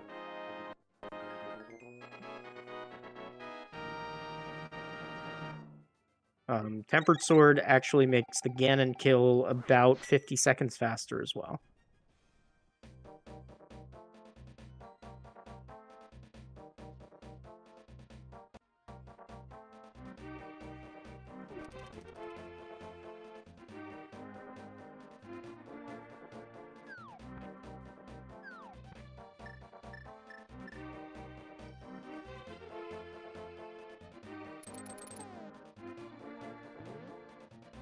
And Zelda going in the 50 rupee cave, what rando runners refer to as Smoke Rock for reasons I won't get into right now, but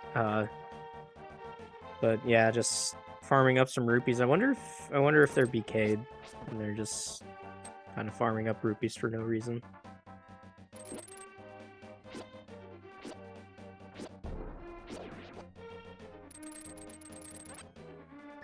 If you missed my explanation before, because it's been about an hour and a half, BK mode refers to the fact that one of the runners has no checks that they're able to do left in the game, and they're waiting for their partner to give them an item that opens more checks. What does the BK stand for again? It stands for Burger King because All right. when like early on in the Multiworld, I don't believe it was Archipelago specifically, but early on in Multiworld's career, some popular streamers, one of the popular streamers, I don't remember exactly who it was, but they said, "All right, I have no checks left. I'm going to Burger King." And they went to Burger King. They got some food, and then by the time they came back, they still had no checks left. Wonderful. Incredible. Well, then that is very fitly named then. I love it.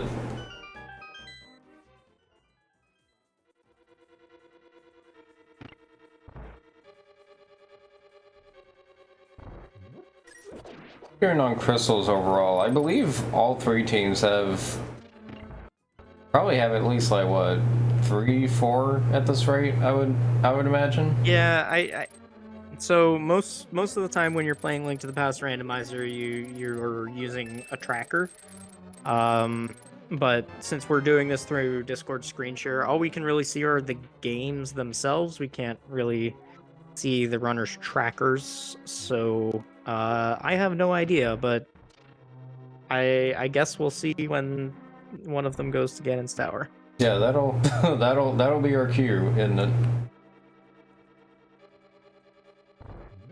And also, just to clarify, we do know that at least on one player's world, on one side, the Master Sword pedestal has half magic, which obviously we're not going to get. Do we know what the other Master Sword pedestal has? I do not believe that we've seen it yet. Okay. Yeah, hopefully they won't have to pull in all dungeons on us here.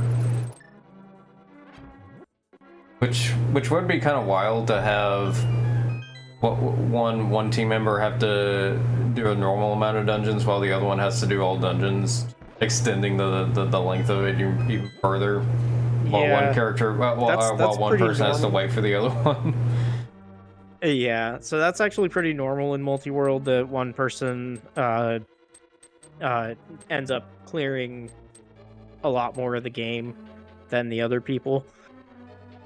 Mm-hmm. Just because rando is rando, and you can't really plan for how the items are falling for you or the people that you're playing the seed with. So when you're playing Multiworld, it's etiquette to like go and do those long, slow, grindy checks, and like try not to leave anything behind, because like you're not only looking for your progression, you're looking for somebody else's progression too. Yeah, it makes sense. Yeah, I guess you never know if gold sword for your other team's going to be in some random spot that you might have missed before and could maybe otherwise skip for yourself. But yeah, that's a good point. So it's not really for gold sword, really. It's more like, Right. oh, Yeah. I don't want to do Hera basement because it's slow. Oh, but you know, player 4's mirror is down there, so Right, for sure. Yeah. have to do it. Yeah, I guess I was just saying in general, it could also be just a slight benefit if you end up finding just some extra upgrades for the other player while you're kind of just messing around. Yeah, so that's another thing. If one player is in what we call go mode, which means they have every item that they need to complete the game. So if one player is in go mode, they're still gonna check all of the chests on the way. So when you're by yourself, normally go mode means go. Don't open any extra checks. But in Multiworld, you have to do that because even if everybody is in go mode, you could still find some quality of life stuff along the way. Mhm.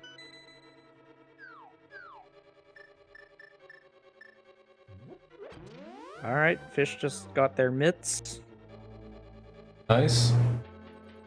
We got Wackerly doing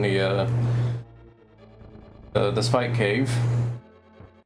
Like, yeah, we know this is nothing. I'm pretty sure. Yeah, no, I don't think it was in.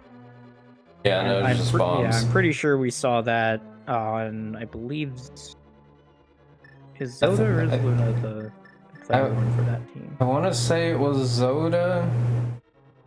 It could have been Luna though. I know Zelda did Spike Cave. Yeah. Yeah, it's hard to keep this stuff straight. Lots of runners, 2 different seeds, lots going on, long run. yeah, no. Yeah, and we have to kind of differentiate between player 1 and player 2 for each team.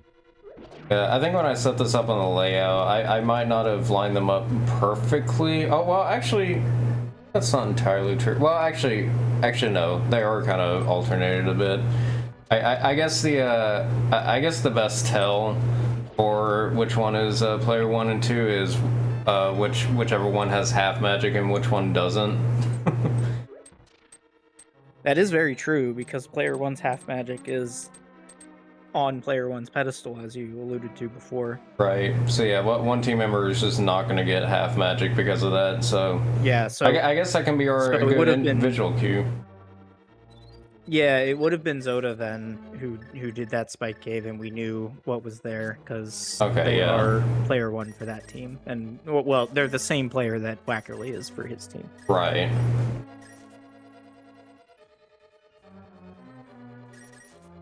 All right.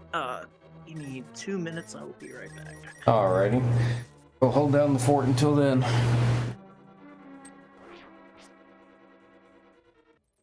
So I think we're getting our first look at Misery Mire here. Black Sabbath is in Misery Mire, and it looks like Fish might be heading into Misery Mire soon too. Misery Mire is another one of those with a long gauntlet of dark rooms as well. I'm not sure. I know a lantern has been put into play for some of these players. I'm not quite sure if Black Sabbath or Fish have lanterns, but I guess we'll see here in a bit. Yeah, Misery Mire has a number of interesting checks here. Some interesting routing, at least, revolving around the crystal switch. Really, the crystal switch for this dungeon, with the exception of the path to the end. Really only want to hit the crystal switch once, and hitting the crystal switch once pretty much opens up all the pegs that are blocking off all the important stuff in the main part of the dungeon. So like right there, for example, on Black Sabbath's screen, those pegs block off the button of that treasure chest there. Looks like Vaporeon still doesn't have a lantern. I can't remember which player had the lantern before, or if both players have found their own lantern, respectively, or rather, I guess whether or not we know which one has the lantern, or which players have the lantern. There we go. Also, we see one of my favorite movement text in Link to the Past. I know it's very simple, but I still love it. So, but bonking off of an object to cross a pit with the Pegasus boots, or the Pegasus shoes, as we have said, is the proper translation. So Zelda is checking a actually did not say what cave that was. Zelda was checking a spike cave there for a hint. It looks like it was a junk hint though. Didn't have anything of use. Yeah, so that's another difference between these multi-worlds and the solo races, is that solo races by and large are run with hints turned off. But in Multiworld, hints are actually pretty good because they can just let you get through a real nasty item hunt. Without the hints turned on, it does get a little ornery. Yeah. And I have noticed on some of my own solo seeds, at least with some of the settings I've done, where I've had hints on, sometimes the hints are really not that helpful. Also, we get the other hookshot in Misery Mire from Black Sabbath, the half magic player.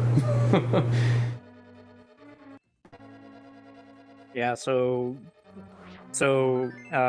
most people are going to require the hookshot to complete the game. It's only required to clear one dungeon, well, one maybe two dungeons.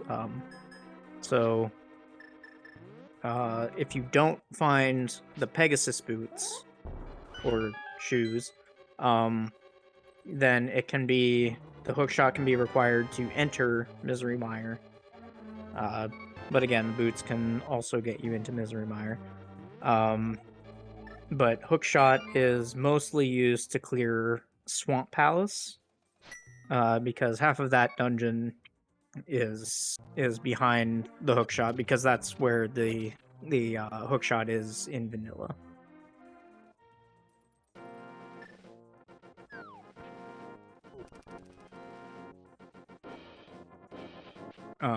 Depending on key placements in Ice Palace, where Rackley is right now, depending on how the keys are placed, that can also logically require the hookshot, but you never actually need the hookshot to clear Ice Palace. But the game may expect you to do it that way. So if you're, I guess if you're lost looking for a particular item, it would be good to at least pay attention to where you are, to kind of get a better prediction on what you should Ice Palace and whether or not something would be going for. Yeah, absolutely. So the big functionality of that is if Ice Palace is a red crystal. So you'll see when some of the players pull down their start menu, 2 of their crystals are red. That means those are the crystals that are required to open, to give access to the big bomb, which will open the hole in the pyramid, which in vanilla is where the gold sword and the silver arrows are. But in Rando, it's 2 checks. So that can be really useful to keep track of Ice Palace key logic, so that you know if the game expects you to have the hookshot when you're in Ice Palace, because then the game won't put it in that Pyramid Fairy check. So that's semi-important to keep track of. It usually doesn't matter, but in certain niche cases, you do need to keep track of that. Could be something, could not be, but definitely another factor too. Yeah, because keeping track of the red crystals, sometimes I often forget to like double check and see which one.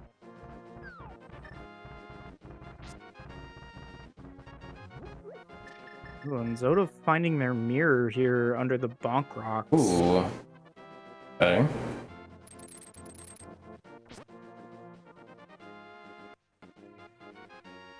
Okay, so I'm pretty sure that the boots for both players are not in Turtle Rock, because I haven't seen Luna or Zoda go to Turtle Rock yet. Yeah, not new. So they might just be on like Dark Death Mountain or something. I don't believe Fish or Vaporeon have been to Turtle Rock either. I don't believe so, but I don't think Fish has the boots. I think Vaporeon might. Doesn't look like Fish.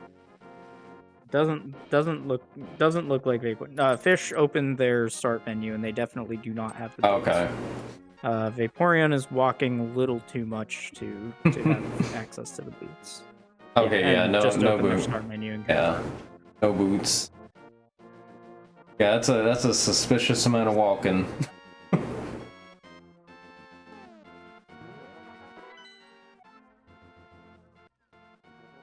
Yeah, boots can definitely give you a big advantage there. Also, Zelda finding the butter sword, as some would call it. Yeah, the well, I golden mean, sword. I live in the U.S., so our butter is white, so I just call it gold sword.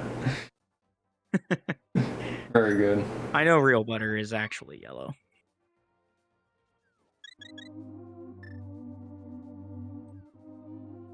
Can't believe America is using the level 1 sword. Exactly.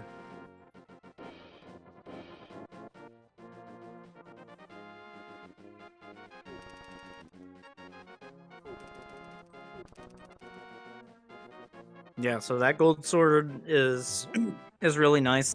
Well, I mean, I'm sure Luna would like to have that gold sword. Unfortunately, is just stuck with that Fisher Price sword.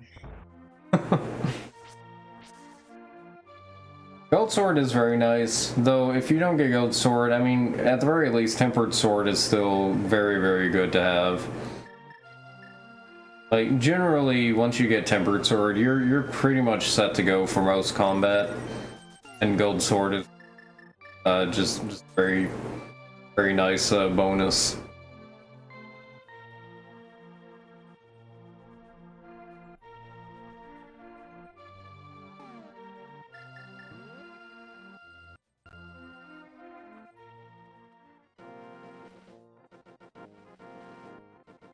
We're about to see another attempt at following the script from Fish here.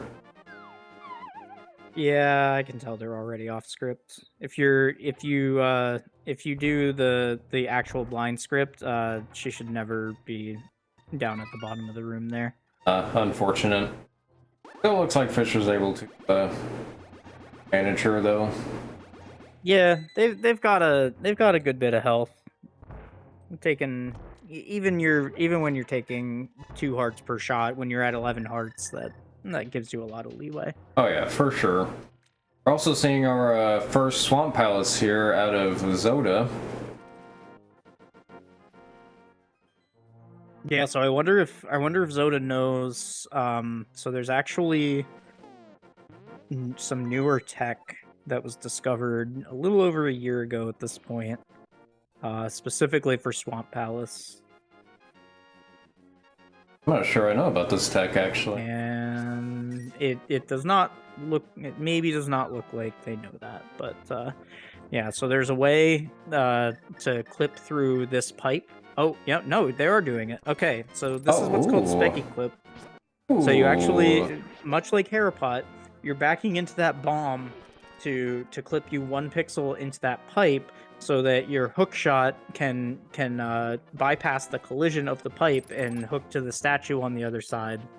Like it's a really cool thing, and Very cool. so it's named Specky Clip because it's named after Specs, who discovered it. And he actually discovered a really cursed way to do it, but within like 2 or 3 hours after he provided proof of concept that it could be done, then we came up with that setup that you saw Zoda do. Gotcha. Very nice. It was a really cool night. Yeah, that's awesome. Of, like, I don't know, 3 dozen players just trying to figure out how to make this skip a little less cursed. So that actually does allow you to complete Swamp Palace without the hammer, but again, it's out of logic, so the game always expects you to have the hammer. So your hammer can never be in Swamp Palace, but now Swamp Palace becomes a fully clearable convenience check if you just have Flipper's Mirror and Hook Shot.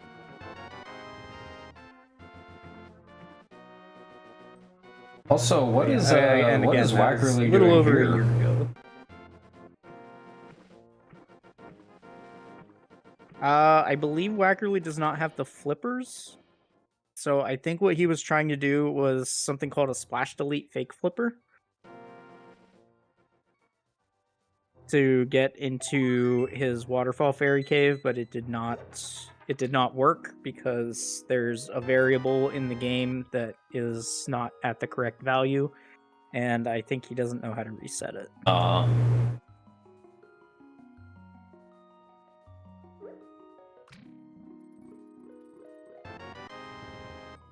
Yeah, going back to the Swamp Palace thing. Nothing really brings runners together more than trying to figure out how to make a cursed trick less cursed. Yeah. No, and Harapot was a lot like that too until Breadcoon came up with the method that we've seen a few times now called Breadpot. It's a lot of select buffering to get, and yeah, basically it's just a lot of select buffering to get onto a certain pixel and get into a certain pixel position so that you can get into that pipe so that your hookshot can bypass the collision. And yeah, it just goes from cursed to free basically overnight. We love free tricks. Also, speaking of water and Swamp Palace tricks, it looks like Zelda did another pipe clip where instead of jumping into the water the normal way, they jumped into the water from clipping into the pipe, which allowed them to get the chests that are underwater without having to lower the water. Yeah, so that's called Diver Down. That you can use either the Cane of Samaria or you can use a bomb to damage boost you and clip you through the pipe. And yeah, it does exactly that. So so there are different layers in this game.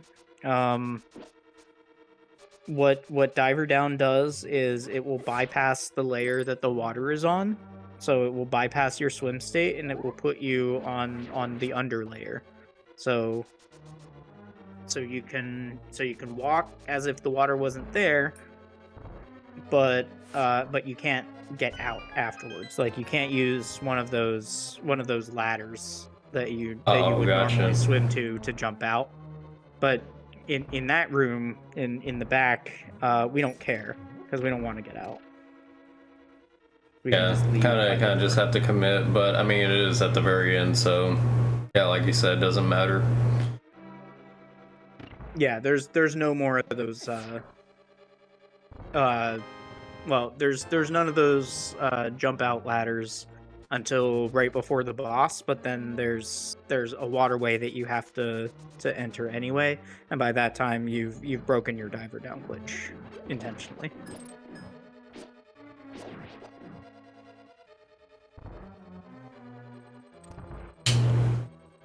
Looks like Black Sabbath has now entered Turtle Rock. And correct me if I'm wrong, the other Turtle Rock entrance was from Wackerly, so it looks like still the only Turtle Rock usage we've seen so far has been from Team 3.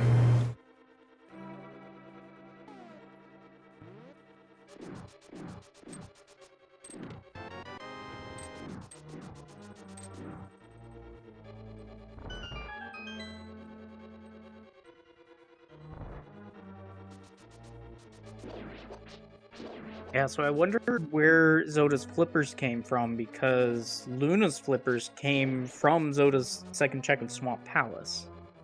Yeah, I didn't see where where Zoda's flippers came from.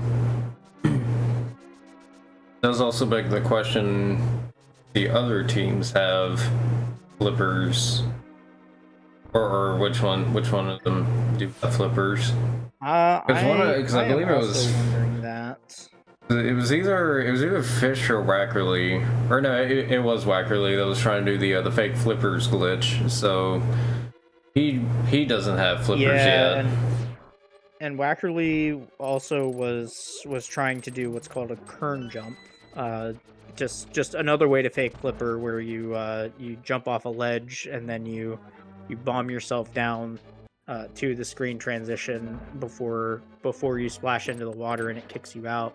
It's just another way of gaining fake flippers, but basically its functionality is to get you from from the left side of the Dark World, like by the Graveyard Ledge area, and get you over to the right side of the Dark World with the Catfish and Palace of Darkness area. Hey. Also, it looks like Wackerly has discovered the unfortunate reality that half magic is behind Master Sword Pedestal for him. Yeah, and I know he hates it, but he deserves to suffer.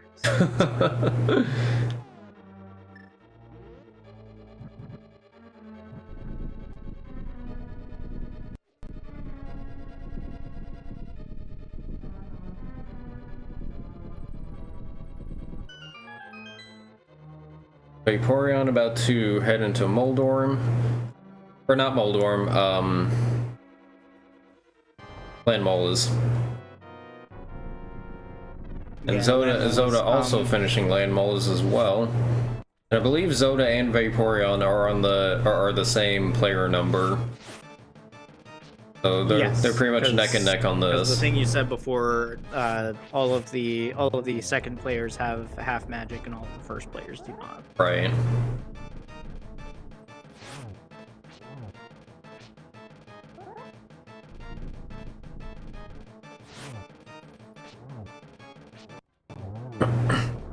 Right, next time the players pause, I'm gonna be very curious on the crystal count here thus far.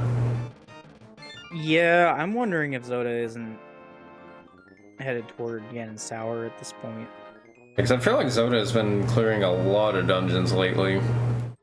Yeah, and I think Luna has a fair few. Okay, it looks like Luna has four crystals in okay. hand, and a fifth one on the way. Oh, Zoda just got a bow. Does she not have her hook shot? I guess okay, not. She doesn't have a hook shot. So cannot complete Swamp Palace. Yeah, that's not usually a play that you make, to go into Swamp Palace without having the hook shot to complete it. So I'm wondering if she's just a little light on checks. Yeah, it could have been a desperation. Because otherwise, like, you really only get like what, 2 checks logically without hookshot? Well, actually, it's probably more than that, but like generally, it's usually not wise to go in there with without hookshot because of the amount of time it takes to even get in there. So there are only 4 chests in Swamp Palace that are not. 4 out of 10 chests are locked by hookshot. 6 out of the 10 chests are not technically locked by the hookshot, but one of them is the big chest. So you have to find the big key in another chest that is also not hookshot locked for it to be. So it is 5 checks, but I mean, Swamp Palace has a map, a compass, and a big key. So it could be as few as 2 non-dungeon items there.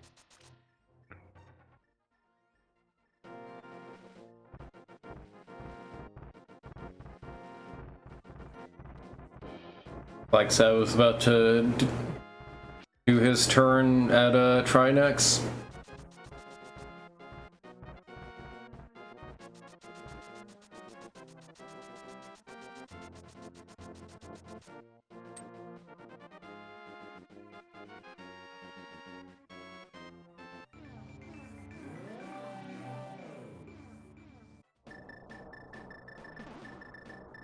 Vaporeon, not too far behind where Zoda's going. It seems like they're kind of... I almost feel like they are somewhat neck and neck, because there's Vaporeon getting the bow as well. I guess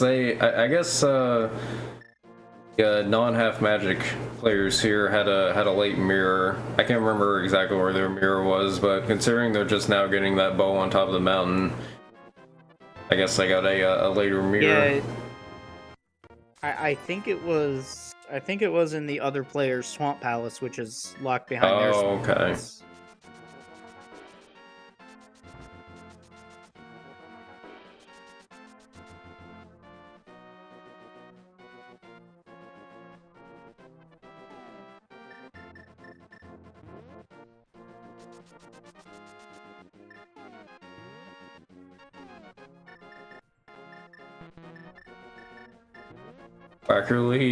Wackerly making his way into Misery Mire now. Luna taking a, I guess a bit of a late trip into Skullwards in comparison to the other players' routing.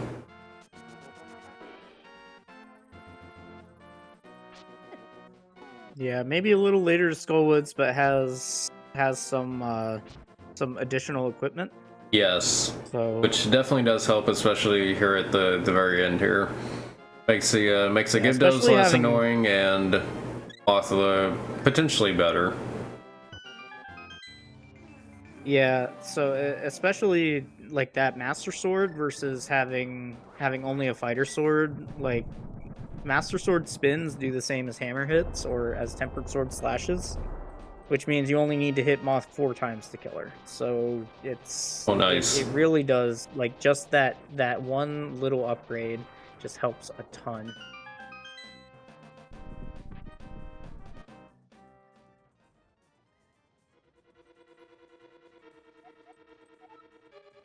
We're just gonna have to be careful here because the Cane of Burna, that ring that's going around, does do Fighter Sword damage. And you can extend your Master Sword further than the ring, but you have to be careful that you're not getting so close to Moth that you're just doing this and you're just looping her through the spikes again and again and again.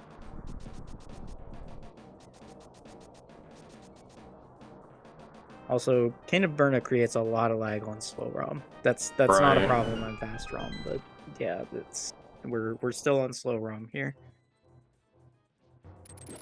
Are all the players on? Oh no, you said the Archipelago doesn't have fast ROM. That's right.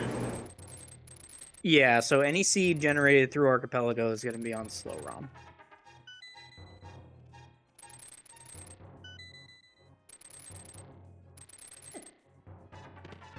Nice save at the pit from Vaporeon.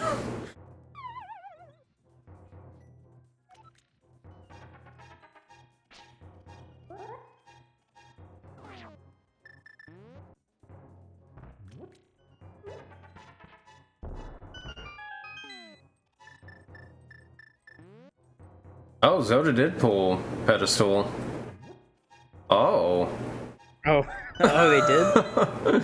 I mean, they're waiting, so I think they maybe didn't have anything better to do. Yeah, they So I probably think had to they're in waste VK time mode, now. so they might as well just go up and pull the ped. Why not? Well, now how are we going to tell who's player 1 and 2? But I guess that is good for Zelda to have been able to waste that time and have a little bit of an easier time with the magic rest of the run.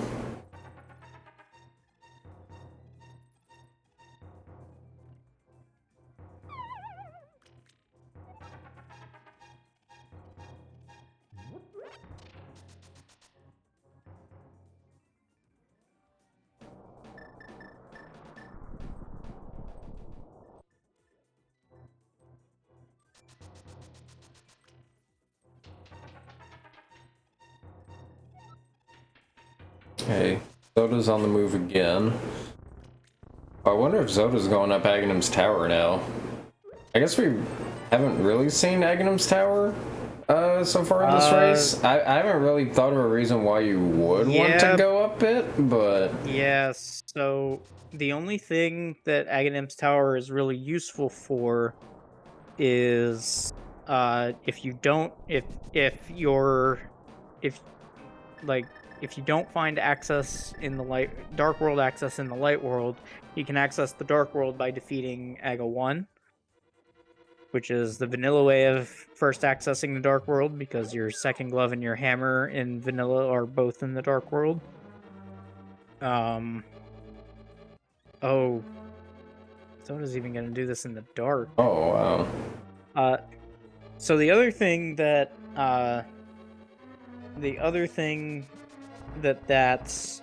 that Naga 1 kill will open is the Lumberjack ledge, but everybody already checked the Lumberjack ledge and it's nothing for anyone. So I don't know if this is like, I'm bored, let's just go kill Aga 1. I guess, but at the same time, it's like no checks to really get out of it, and once Zelda actually does get an item, then he's gonna have to leave. Like, say he gets an item during Aga's Tower, and he'll have to leave. Like, that kind of takes time away. Like, that kind of loses you time if you have to leave Aghanim's Tower if you don't need.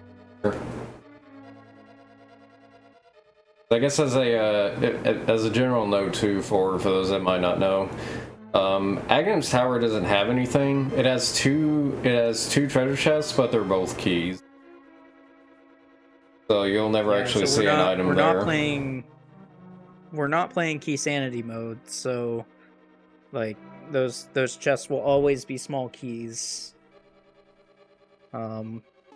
Yeah, I have to believe that Zoda's just in BK mode and is just doing this so they don't get bored. I mean, I guess maybe there could be a convenience, a convenient benefit from having the Dark World warp at the bridge, possibly, or the gate rather. So the only convenience for that would be for the big bomb for Pyramid Fairy. But since they have the hammer, then they don't really need that. And it's not really worth the time investment to open that portal.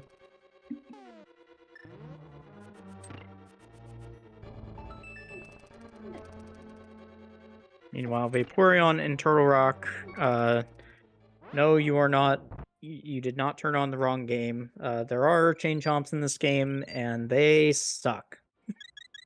Good old They are whomping the worst. 4 hearts of damage.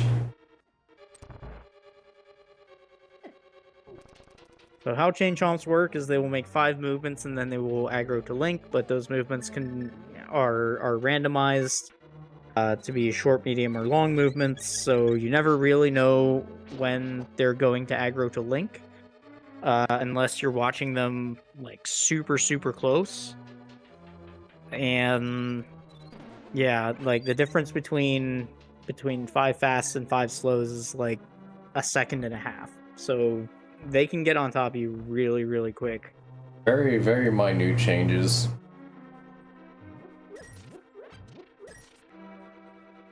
Oh, it's Wackerly's going to Ganon's Tower now. Oh, Wackerly's going to GT. Okay. Yeah, we have a Ganon's Tower up and running now. I mean, Sabbath has been clearing some crystals himself, so... That's true. Yeah, Black Sabbath could be approaching Go mode too. Yeah, I kind of want to see... Are they in Go mode?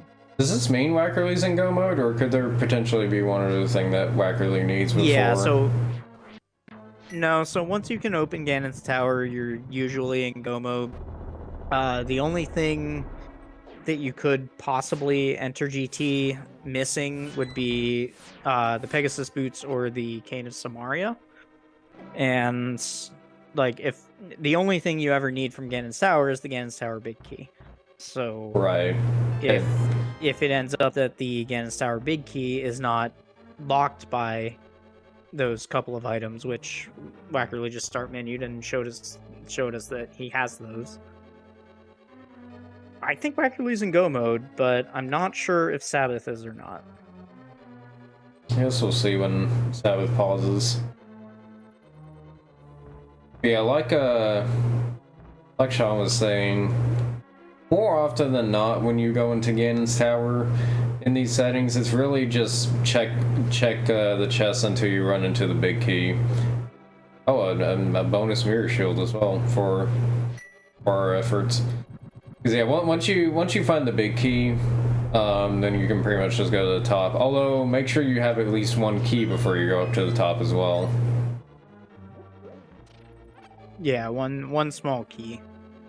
Yeah. You can get another small key off of the mini Helmasaur in one of the rooms, but yeah, you can't get 2 keys unless you went to the School of Never Punished, and you just find one in a chest. Yeah, don't be one of those runners that goes all the way up there without the key and have to do the tower again. Oh yeah, nobody's ever done that. Saying for a friend. Yeah, just for a hypothetical Yeah, runner that theoretically. it is technically possible to do that. I have definitely not done that a handful of times in important tournament races. Oh no. Yeah, that would be very Yeah. unfortunate. Oh, that's always a feels. Oh, I actually got bailed out one time and actually found a small key on the climb, and the interview after that was all was one of my buddies was commentating, and they were just giving me endless guff for being never punished.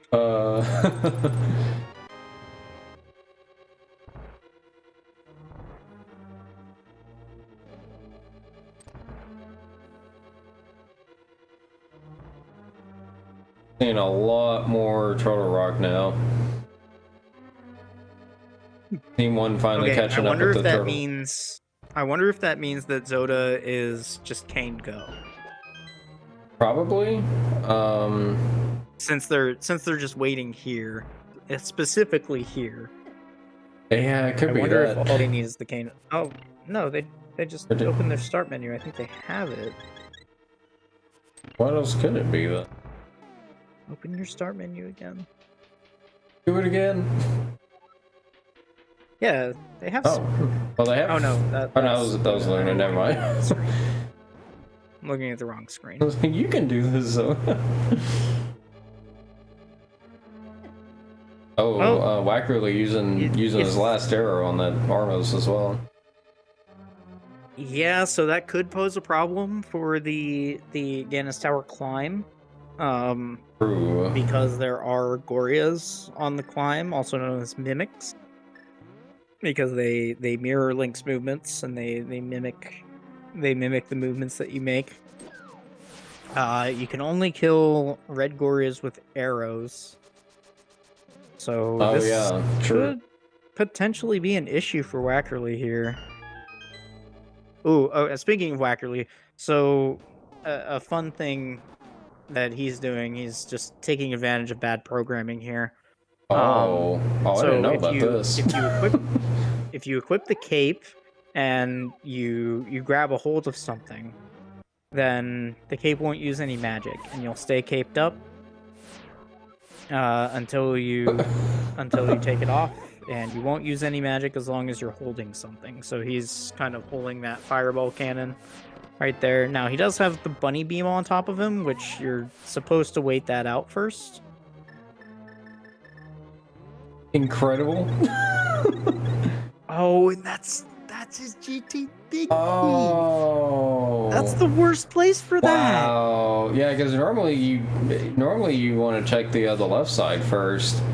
Yeah, having that just right there, it's just that's super unfortunate. Oh no. I wonder if Wackerly realizes that he doesn't have any arrows. No, he does. Oh. Okay. So this is a treat. You don't usually get to see this. So what Wackerly is doing here is something called Mimic Clip. So he is... So basically he's holding the wall, which causes the mimics to mimic the movements that you're putting in on the D-pad without letting Link move. But what he's doing is pressing right on the D-pad, which tells the Gorias to move left. Now, Gorias only check for collision every 2 frames. Oh. So if you press the pause button 1 frame after you put the movement in, then the Goria will clip 1 pixel into the wall, and then once it gets 13 pixels into the wall, then as you saw in the room before, it'll just slide out of the room and the door will open. Wonderful. Well, I will admit, I've learned a couple of things about A Link to the Past today. This being one of them. Yeah, so statement from chat here. Another thing I'm going to point out is that the Super Nintendo can only handle so many sprites being on the screen at the same time. I believe the number is 288. sprites on the screen at the same time. Uh, so that sprite limit is like right at the borderline for both Mimics 1 and Mimics 2. So the right pot in Mimics 2, where Rackley is right now, usually has a 5-arrow drop underneath, but it got eaten because there weren't enough sprites available to spawn it. So that's why Wackerly has to do the mimic clip here. Very well done. Nice.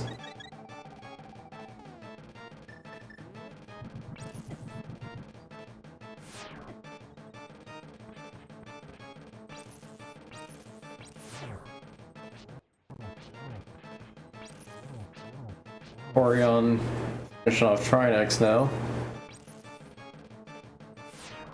I guess one thing to note, I can't remember if the quick swap Vaporeon's buttons. out of magic. Oh no. Oh. Oh, Oh. you can't kill Trinex without magic. Rip. No. Don't save and quit. No. Oh, wait, does Vaporeon not have the mirror? I think they do. I think everybody has the mirror. I thought they did. Probably would have been best to just mirror back to the entrance here of the boss. So what it looks like right now is that Sabbath is waiting for his flippers, which we know are in Wackerly's Swamp Palace. It also looks like Zoda is waiting for their red cane, which I'm not 100% sure where it is. I don't recall where that is for Oda. Yeah, I guess Black Sabbath's gonna be waiting a decent bit here for those flippers. Oh, it depends what Wackerly does after. That's true. After this, because like when he gets to the top of the pyramid, he probably just doesn't want to kill Ganon right away, right? Like he wants to find Gomu for his partner first. So yeah, ideally it would be good to still keep doing checks after this. Yeah, once he guarantees that it's not on the GT climb, he's probably just going to go to the densest check he has, which is Swamp Palace.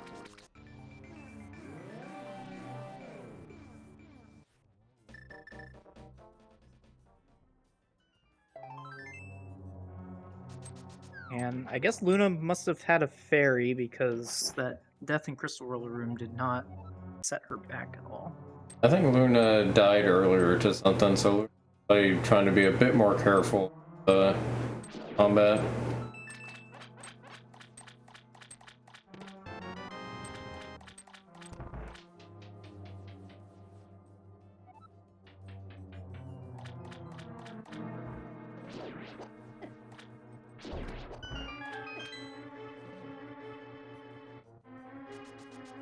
Welcome, first time chatter, secretly a slut. Oh, you can ban that guy. Okay, fair enough.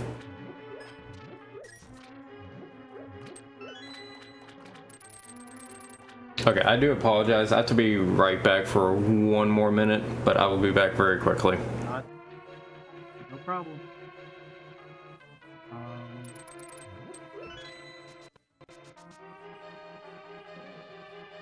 We've got Skullwoods for fish, Swamp Palace for Vaporeon, which, I mean, probably their favorite dungeon. Vaporeons love water. Oh, unfortunately Luna taking another death here. But took the safety door, so it's fine.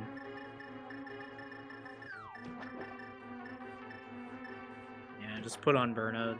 Don't even deal with laser skips.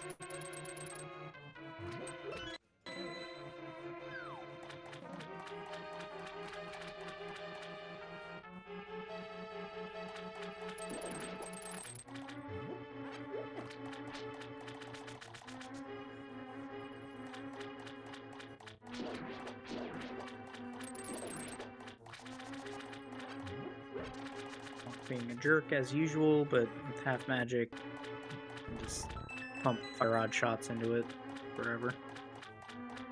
Oh, getting Master Sword in the fight. That's pretty cool.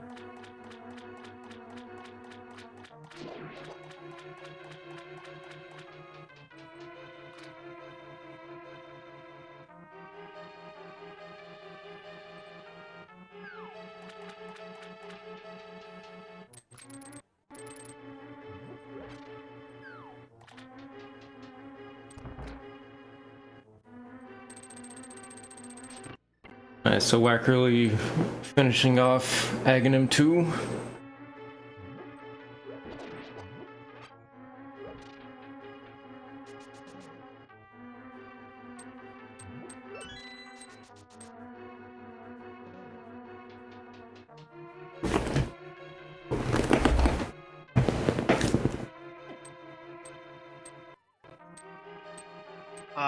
So Cat bringing up a good point that once Wackerly finishes, he may be allowed to just release all of the items that are in his world to Black Sabbath. Oh, interesting. I don't see any reason to be killing Ganon otherwise. Yeah, that might be why. Wackerly, please. You have Gold Sword, Red Nail, and 13 Marks. You should not be dying to Ganon. Well, add that to the list. Oh, it's been on the list for over a year.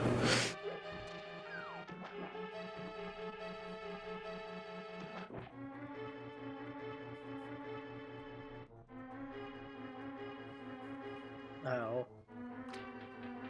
Unfortunately, Zoda has picked up the third shield. So now they both have matching shields, which is cool, I guess.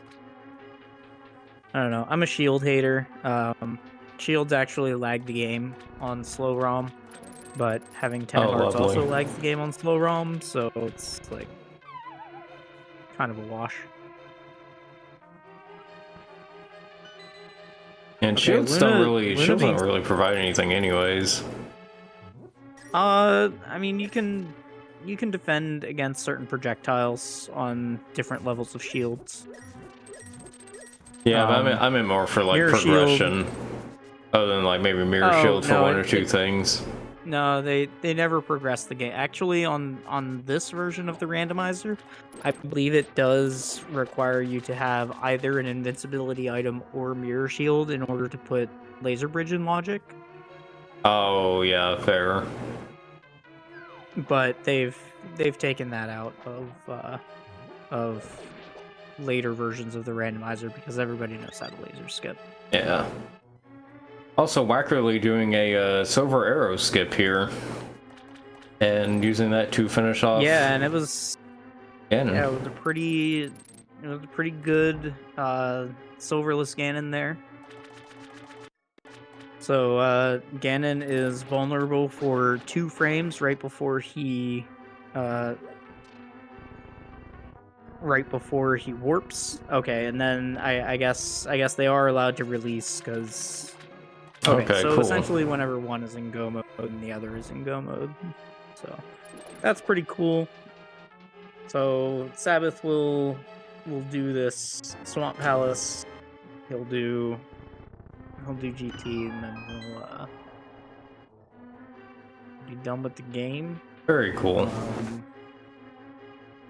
It looks like Team 3 is probably going to have the.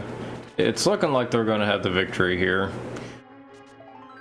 Yeah, they're in a pretty commanding position, even if. Oh, I think we actually found Zoda's progression. Oh, nice. But Zoda still has a bunch of stuff to do, and Luna still has to get past Trinex, which she's already died to once.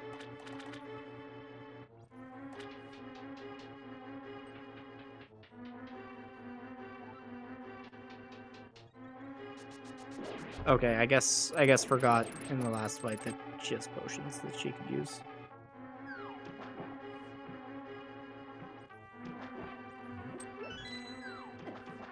So I believe that both Zoda and Luna are in go mode here. Yeah, they've got to be finishing up their last dungeon or so. Yeah, because I mean, Zoda Luna wouldn't has be, 2 left. Yeah, Zoda wouldn't be going to this portion of the dungeon if he didn't already, or if they didn't already have Pain of Samaria. Yeah, that's true. And we already knew that that was their go mode item.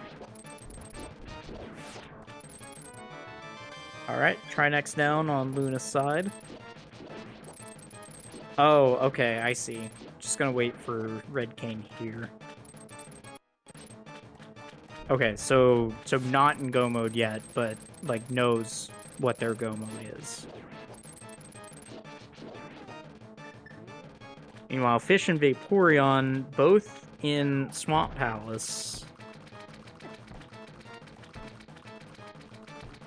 which for Fish is a pendant, but doesn't know it or doesn't care.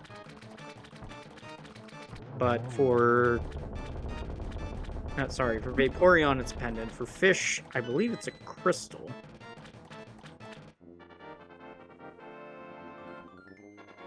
Oh, I see.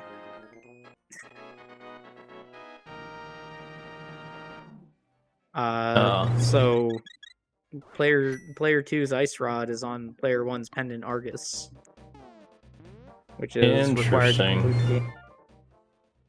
Well, that So the only thing that Ice Rod locks is Trinex, like literally just Trinex. It doesn't lock anything else in the entire game.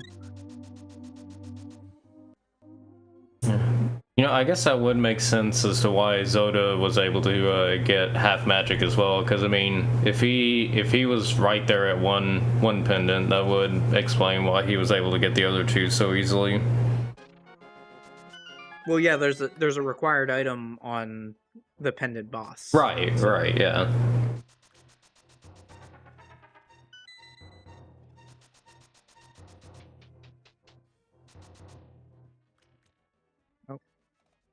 I'm gonna trying her hardest. Okay, finally got there.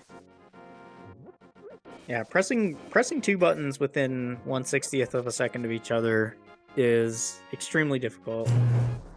I mean, harder than it looks.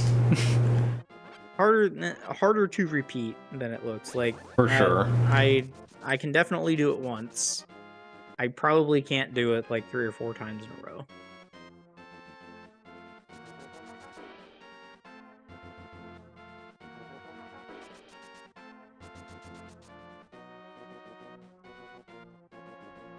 And like, you can always say, well, it's just pressing 2 buttons at the same time, but like when your margin of error is 1/60th of a second, turns out it's actually pretty difficult.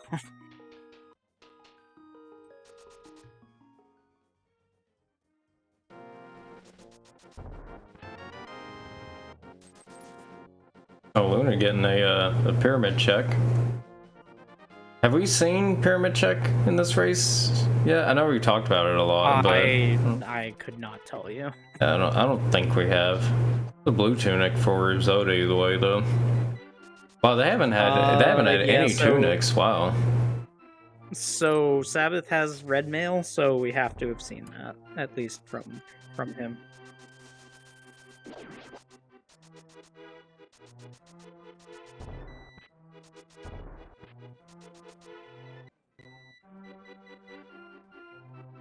Or I guess it was actually for the other player, but I think Wackerly would have had to. I thought Wackerly was on red mail like forever. I thought so. Maybe his blue mail sprite just wears red for some reason. Maybe.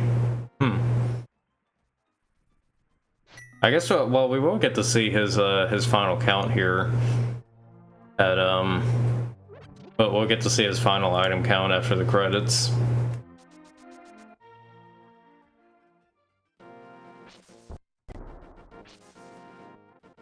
We also see Fish attempting to do the bomb boost here.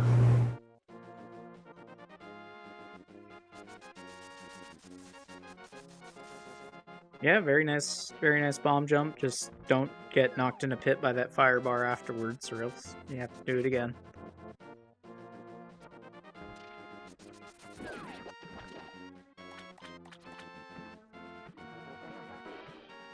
Seems like Vaporeon has also not found Fish's Canis Samaria, so they're looking for the same thing that Luna and Zoda are looking for.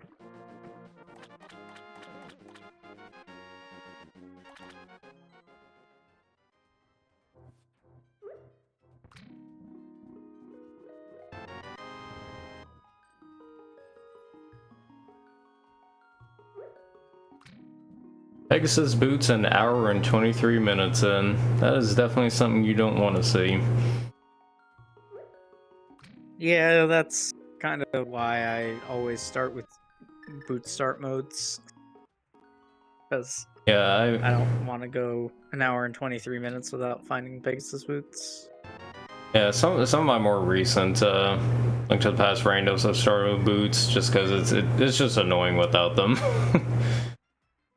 Yeah.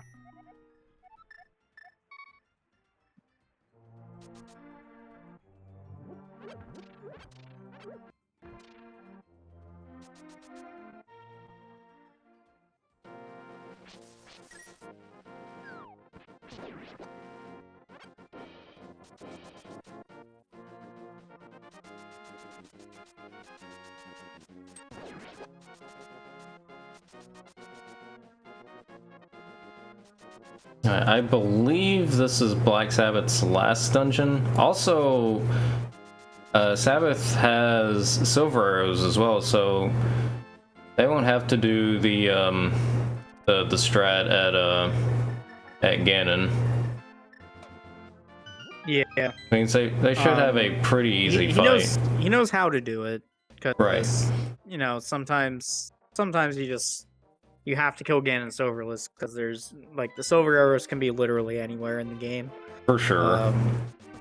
Because they don't lock anything. Like the game doesn't even, well, even if the game expected you to have them to kill Ganon, like that's the last room that you're ever going to be in. So like they can be anywhere in the game, and it's just faster to kill Ganon Silverless. So anybody who picks up this game, I would say the first thing that you ever learn should be Silverless Ganon. Yeah, that's definitely fair. Yeah, I think Silverless Ganon was one of the first things I learned when I first started doing these. It's definitely a scenario where you kind of want to expect that that's what you're gonna have to do, and then if you do get silvers, then it's just a nice convenience. Yeah, so it looks like Black Sabbath is now entering Ganon's tower ahead of the rest of the team. So yeah, it is looking like it's very heavily in Team 3's favor here for the overall victory.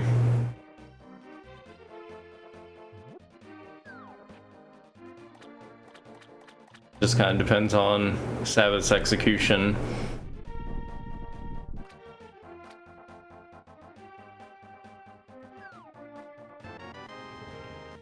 Yeah, well, having neither of the other teams in go mode at the moment is really helping.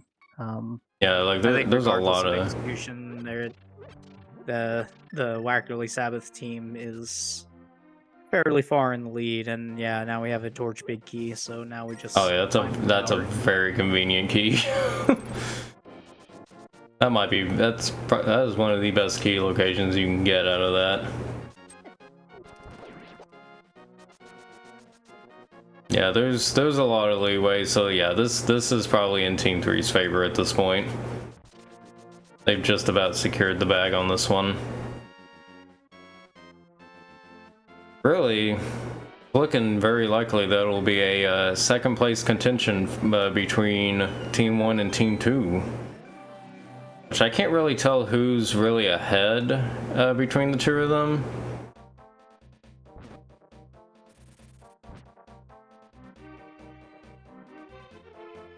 Yeah, that's hard to tell. Luna and Fish are actually in the exact same room.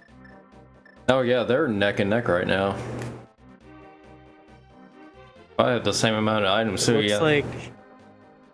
Looks like Vaporeon has not been to Palace of Darkness yet, so.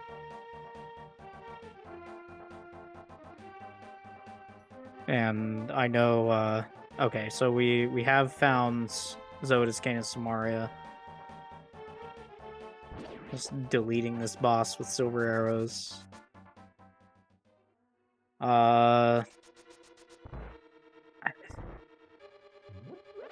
can't tell whether or not Luna is in go mode, because if you're in go mode, you shouldn't be checking that chest. So I'm wondering if she's actually looking for something.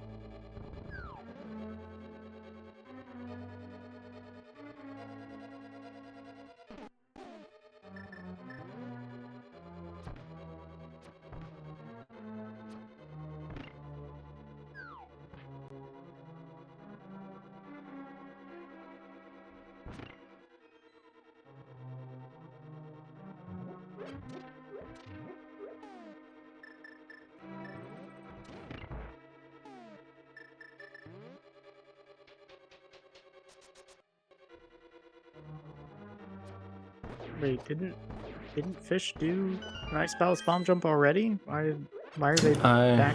I thought they did. Did they die somewhere? I don't think so. I think they might have. Yeah, I don't know. I don't know how they got back this there. this is also a room I do not see often.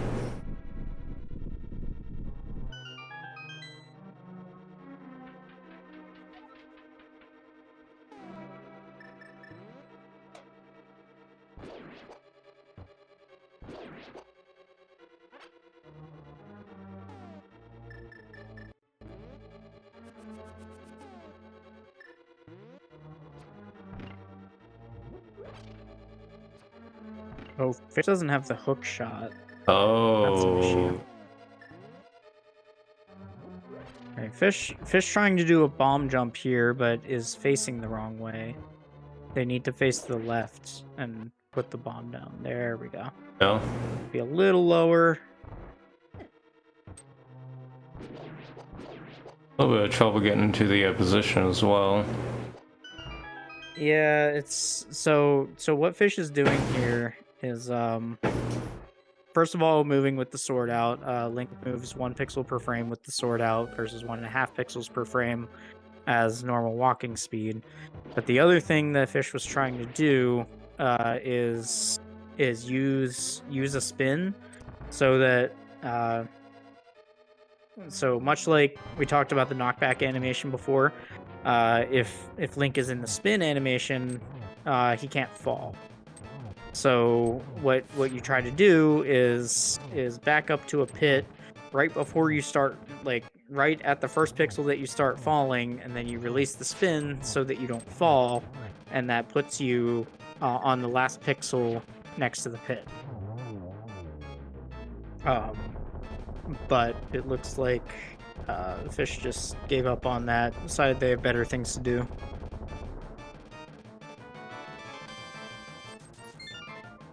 Sabbath, meanwhile, on his second Moldorm fall, we'll have to talk about that later.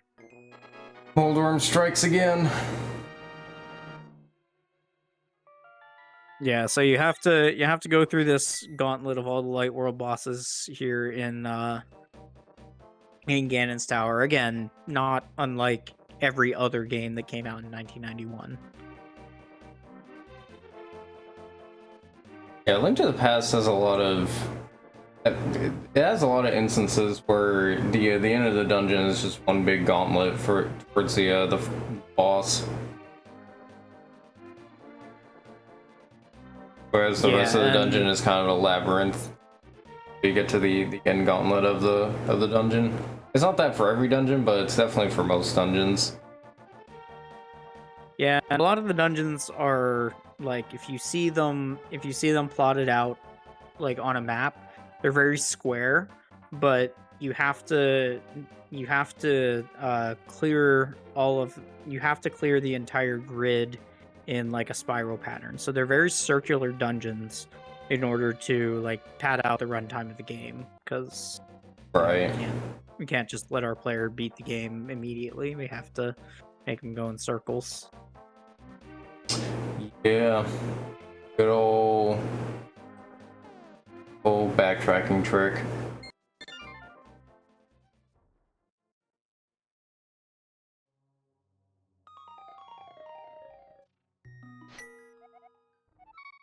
Oh, and going back to the thing about the tunics earlier, it looks like Wackerly did, in fact, have the blue tunic the whole time. Yeah. So I guess. So that's blue mail. Yeah. I guess Sabbath never actually did go to Pyramid.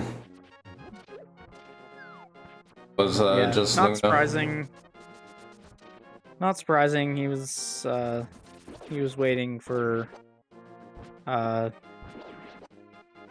Clippers and something else for quite a while. All right, so with Butter Sword, it only takes 6 hits per phase, so you hit Ganon 6 times. Then once he starts spinning his trident, then phase 2 starts. Hit him 6 times again. Sabbath is hitting him extra times because he's the bad guy. Why not? Probably deserves so it. Hit him as many times as you can. Oh no, Ganon definitely deserves it. Oh yeah, not probably. I don't know what I'm saying. Yeah, so in phase 3, Ganon will warp a set number of times and then become vulnerable, and then you hit him. He pounds the ground, and then one row or column of tiles disappears. And then here, because he has silver arrows, Sabbath can turn him blue and then shoot him with a silver arrow, much like Zelda 1. And in some positions you can get a double hit here. In some positions you can even get a triple, and Ooh. it is possible RTA to get all 4 arrows within one sword slash. It's just really, really hard. Oh no! Oh no! Ganon sat on him and then he fell.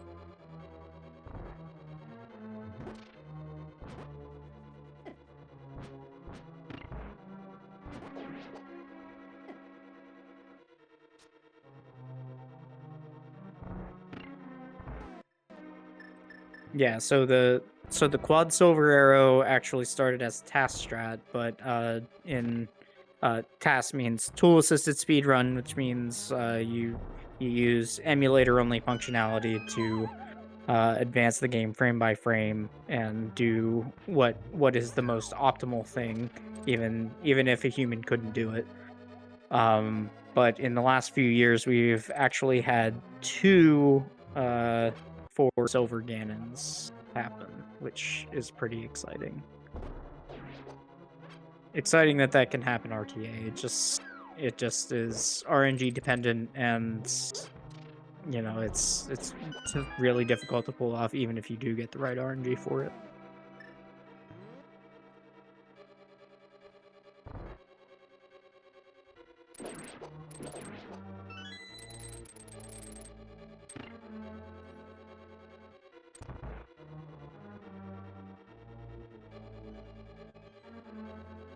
Meanwhile, Luna's in Eastern Palace, which is surprising to me because everybody else cleared this pretty much immediately. Yeah, this was very early. I didn't realize Luna hadn't even gone in here yet. It was a very late Eastern Palace. Oh, it's a pendant Eastern Palace, that's why. Oh. So she is still looking for something. I'm just not 100% sure what it is.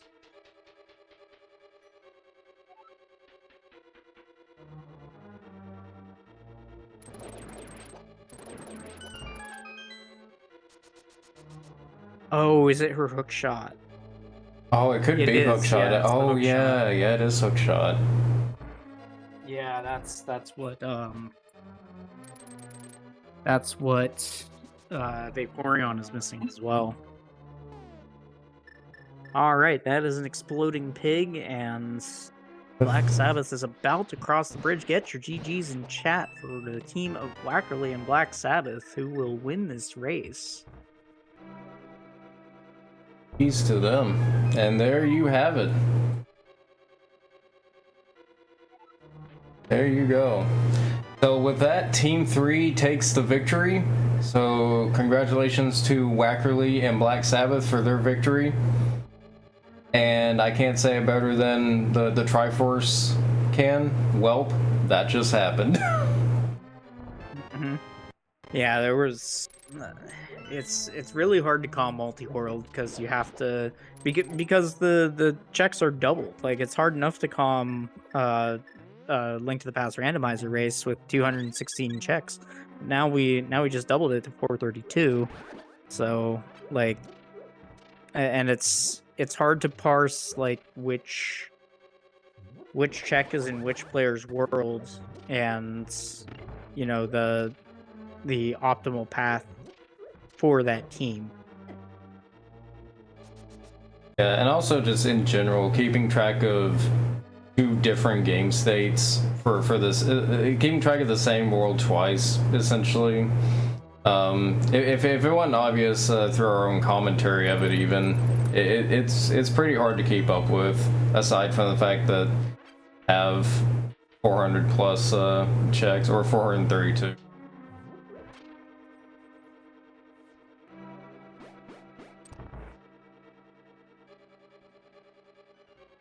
It does look like Zelda is now in Ganon's Tower. I don't know if Team 1 is going to do the same thing as Team 3 did, where they're going to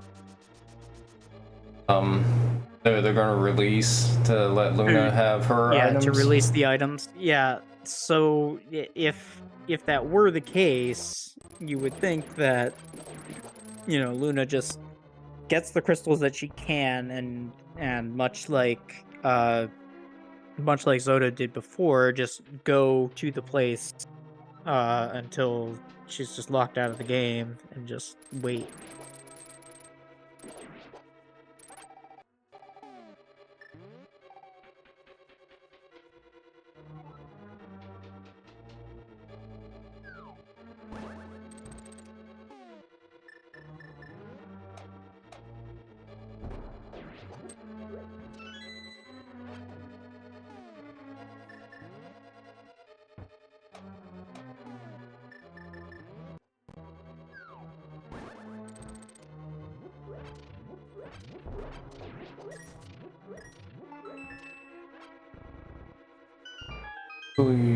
Well, yeah, Zelda has to be the one with the big key in the 4 tile room. Otherwise, the other one is on the lamp.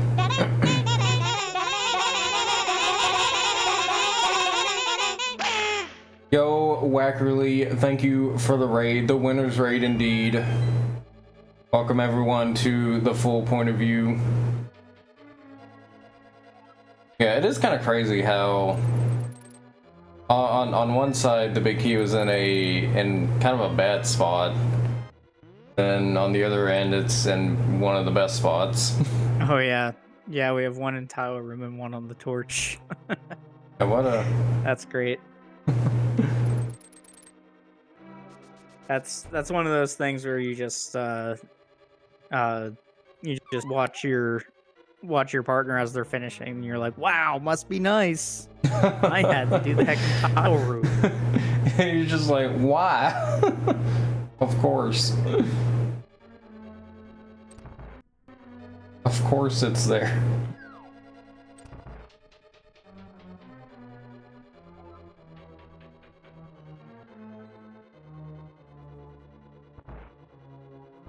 Oh yes, and some Wackerly lore is that he is an intelligent necktie attached to a human being. Necktie raid.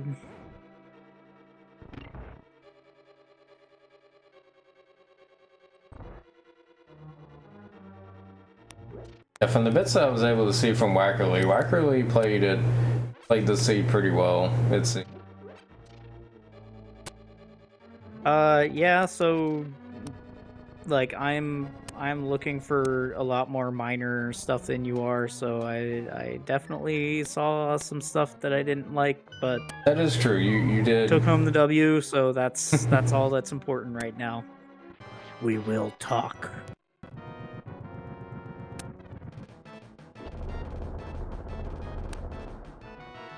Oh, Luna Oh, no. Luna bonking at a really bad place. Not that there's ever a good place to bonk, but like this one in particular is really bad because if you bonk on this collapsing bridge screen, then you don't have the opportunity to get onto the bridge afterwards. Yeah, and even though she didn't bonk there, it's still really tight to get on that without the hook shot.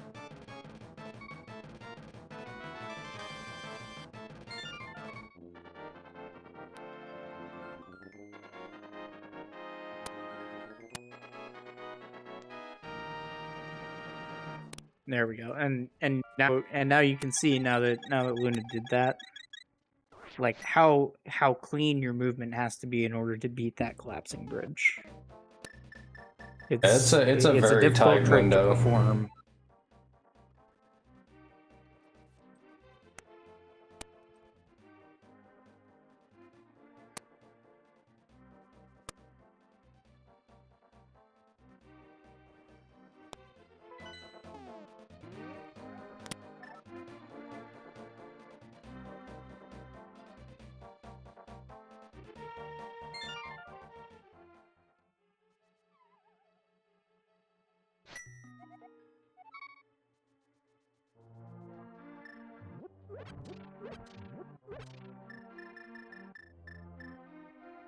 So how much is Fish and Vaporeon lacking before one of them can get to Ganon's Tower? I'm assuming that Vaporeon would probably be the first one to get to Ganon's Tower. So Vaporeon needs their hook shot. I believe Fish is in go mode, but is still doing a bunch of checks Oh yeah, to makes try and sense. find Vaporeon's go mode.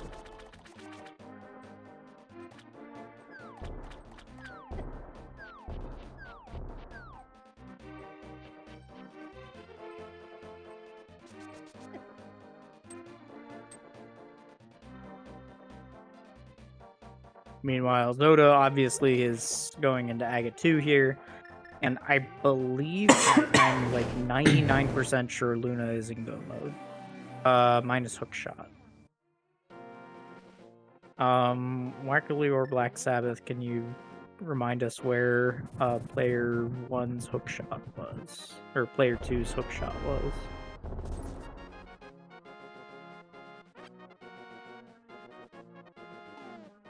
Ooh, almost a triple. So upset about that. Frustration slashes.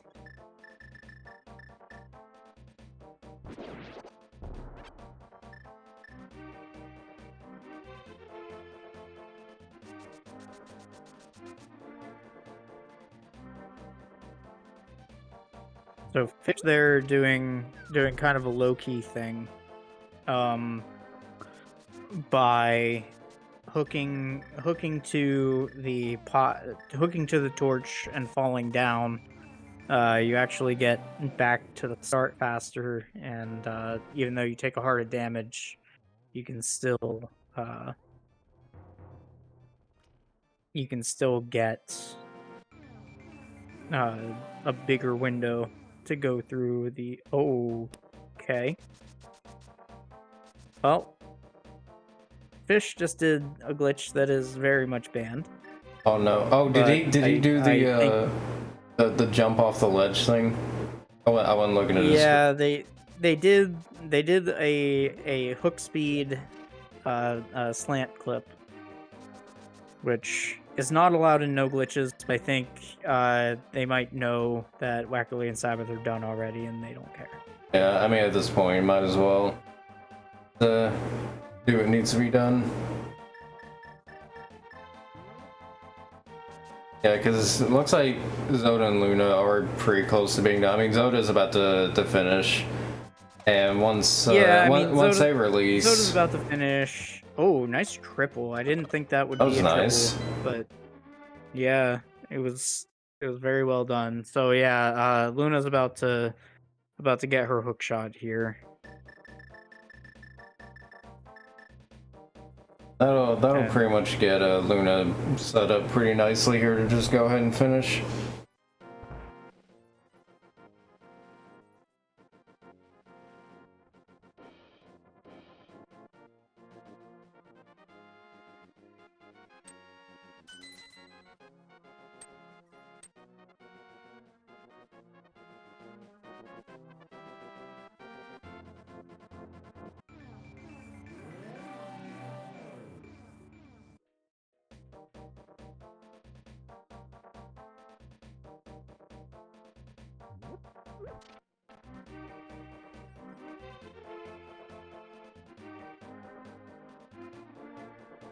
Hookshot was in your world. Oh, okay.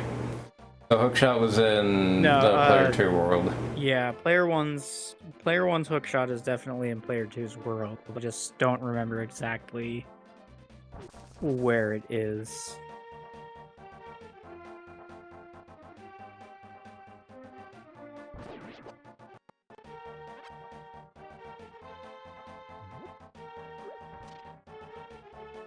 No, Luna was Luna's the one player that did 2. not have half. Luna was the one that did not have half magic on the pedestal. Yeah. Zoda was the one that pulled their half magic off the pedestal. Yeah. So whichever player that was.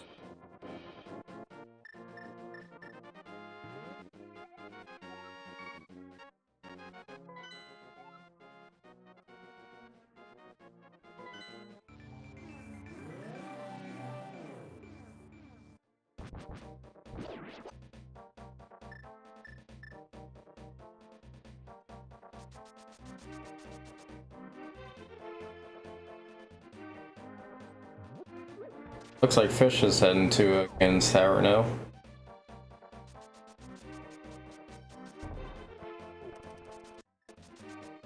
Yeah, I'm not sure why Zoda is not releasing their items. Because like Wackerly did it like as soon as he crossed the bridge. Like as soon as the mosaic pattern comes up after the Ganon room, then your seed is done and you're allowed to release your items. So I'm not sure why Zoda is not doing that. I thought I saw Zelda already do that, because I saw Luna get a bunch of items. No, she still doesn't have her hook shot.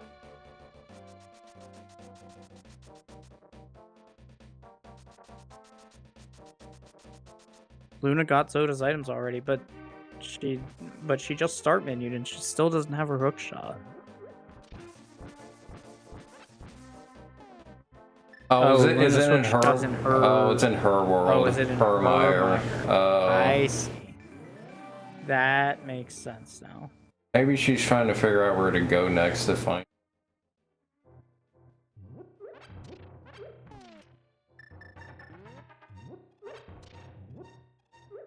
Also might just be taking a break. Like you can see Wackerly's clear time was 2.5 hours, and we're like at least 3 hours deep at this point, and Luna has been playing constantly, so probably just needs a break. Yeah. Yeah, fair enough.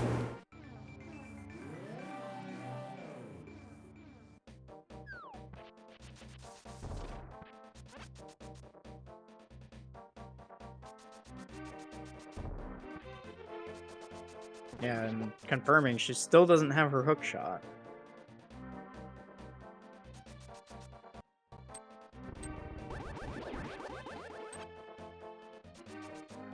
There are ways around hook shots, but I believe Swamp is her 7th crystal, so you can't really get around it this time.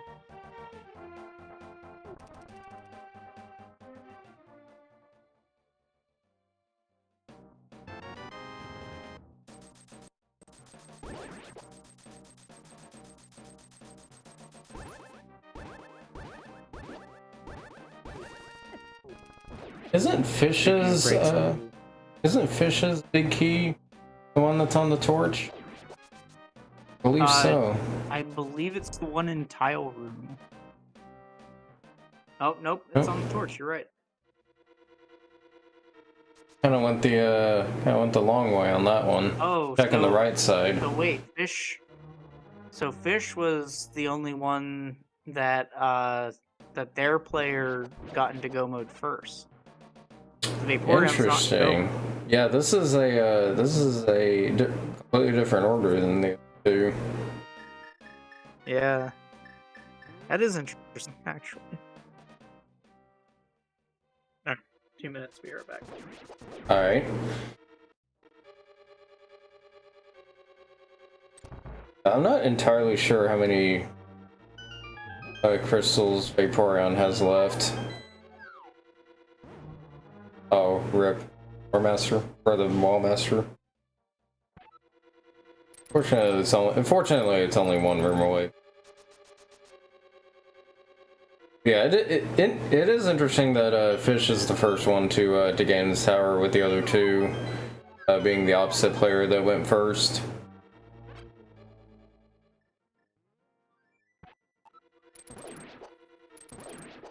It looks like Luna is taking off. Looks like Luna is heading to Myers, so I'd be able to find her hookshot now that she's heading to Myers. I can't remember exactly what room it was in. Oh, actually, you know what? I think I actually do remember where it was. I think it's behind the chest that you spawn with the button in the big room. I think, if I recall correctly, if memory serves. Well, oh, it looks like Luna had already been in Meyer too. Oh yeah, because Luna was doing the smarter room. It is left side Meyer. Okay.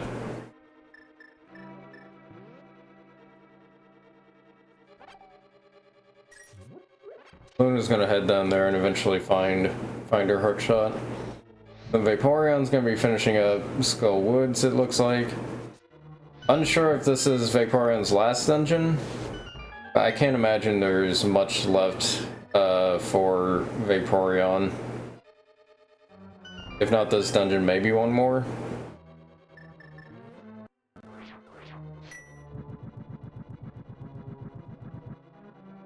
Vaporeon doing a safety bomb almost there just to get everything out of the way. Also to get some extra arrows too.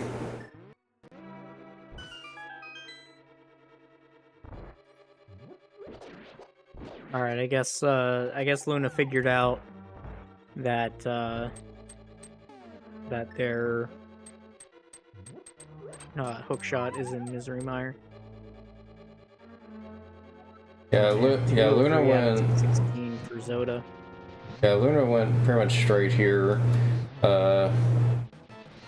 after her break.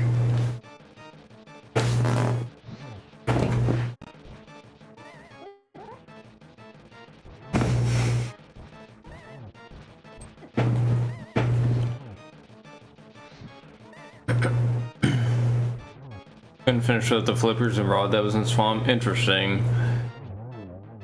Yeah, so Vaporeon actually dipped swamp a lot earlier than, I want to say it was earlier than Zoda. Yeah, yeah. If I recall correctly, it was a pretty early swamp.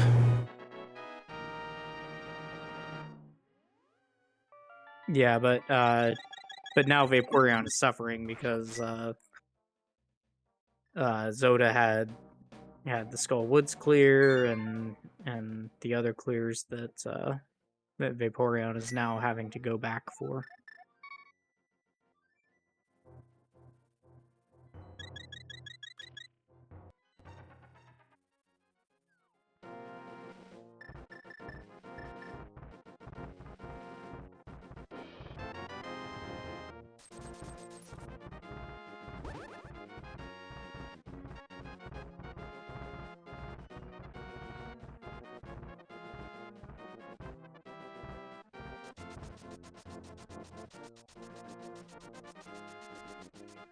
Alright, so Fish about to clear Ganon's tower here and give give Vaporeon their go mode. Luna now in go mode because she now has the hook shot to complete Swamp Palace. So as we're wrapping up here, I just want to once again thank Piece of Art for showcasing this race. It's a lot. It's a lot. And it's different from the normal Link to the Past randomizer in many ways. As I tried to I tried to mention. Yeah, it's really cool seeing all the intricacies of the game, like, but and kind of comparing it to between randomizer and vanilla. Just goes to show you just how complex this game really is. And yeah, I do also want to thank Piece of Heart as well for having me on for commentating this as well. I was going to be a player, but then I volunteered to do the commentary after we had a shift in who was playing. But either way, I've had fun being a part of this, and so yeah, I want to thank Piece of Heart as well for having me on here.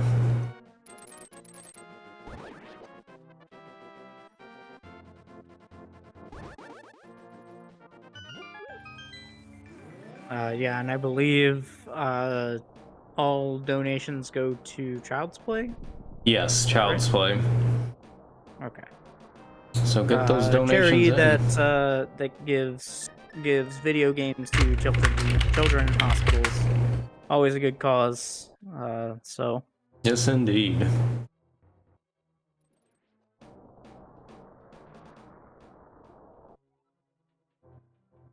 It looks like Fish is about to finish up, and so at this point, yeah, and you can see like this is.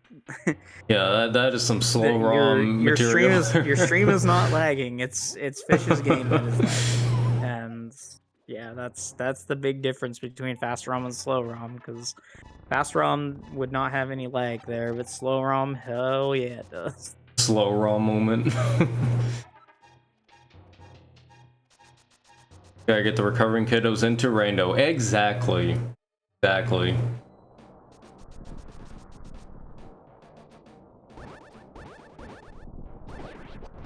So after Fish finishes, it'll essentially be a race between Luna and Vaporeon for which team will get second and third. Oh, yeah, as we also see another we see another very legal clip. And glitch that Fish did. So it's not really a race because that team disqualified themselves. But yeah, well, still interesting to see who's gonna finish first. For sure. We do at least have a definitive winner, though.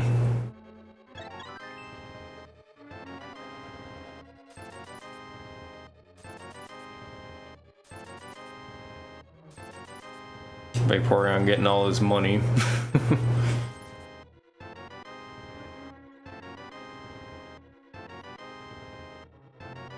Yep, and now we get. I think probably Ice Rod was the thing that they were. No. Oh. They didn't get anything. Were they just in go mode this entire time? I guess so. I mean, Red Tunic, I guess, but I mean, Red Tunic's just a convenience. So. Well, no, Red. Yeah, Red Tunic's not going to do anything for you, but Mail is never logical. No. But yeah, I don't think they really got anything. Vaporeon. I think Vaporeon died on. Yeah, Vaporeon's in go mode. They have a full Y menu.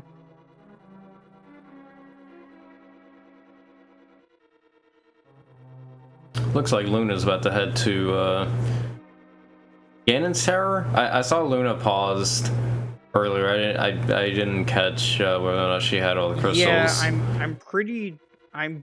I'm like 90% sure she killed Trinex on the second attempt. Okay, yeah, that's right. She was at Trinex earlier. Yeah, I'm pretty sure this is it for Luna. Yeah, I think Luna's gonna finish first. Not only because Vaporeon's kind of lost in this maze, but also, again, band glitches. Yeah. I guess it wouldn't have mattered either way, but alas. Yeah, it didn't end up mattering, but yeah. How much time would that clip save? Like compared to what you normally would have to do? A good bit, because That skips a lot of the dungeon. To about halfway through the TR dungeon rather than going through what would be 1, 2, 3, 4, 5, 6 or 7 rooms. Oh wow. It does save a fair amount of time. But the no glitches rando community notoriously hates fun, so they don't like that glitch. Oh, lovely. It is And a pretty for, cool. It for is legal a reasons. For legal reasons, that is a joke. Yeah. For sure. Oh.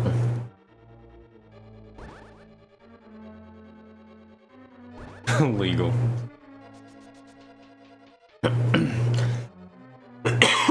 Excuse me.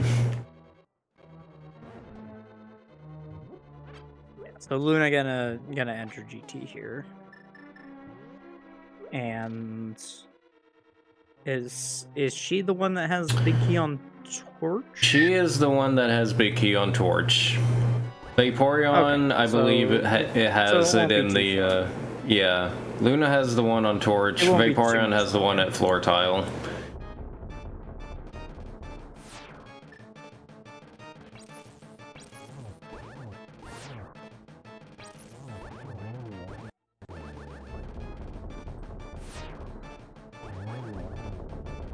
Oh.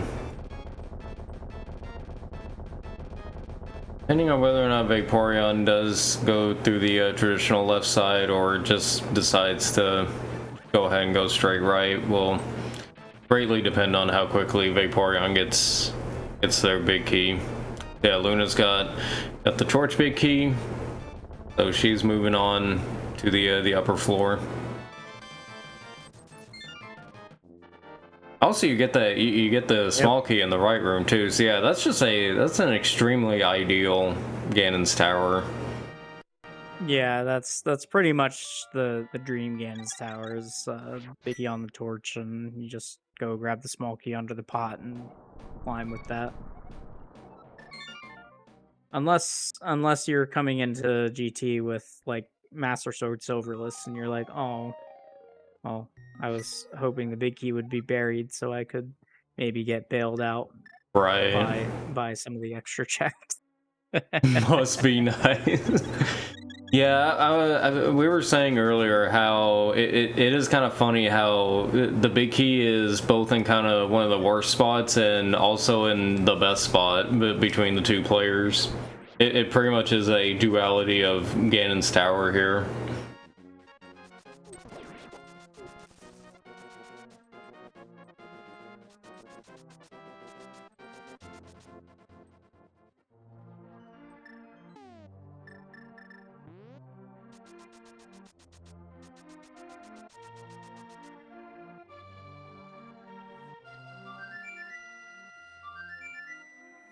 But yeah, just wrapping up further.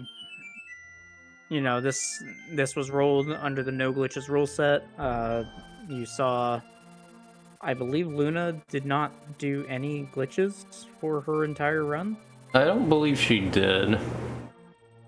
So yeah, this is made to be completable without doing any glitches at all. There is a list of allowed glitches, but you can always finish the seeds without doing any glitches at all.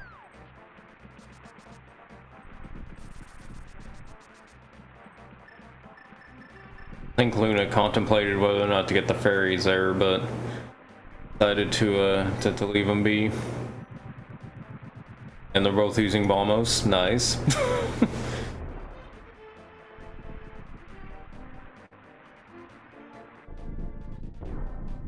Yeah, might as well take advantage of that half magic.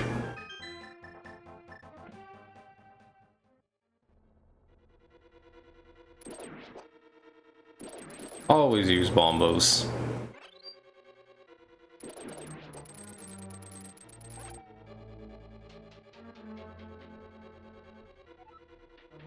Yeah, from what I've heard, Wackerly,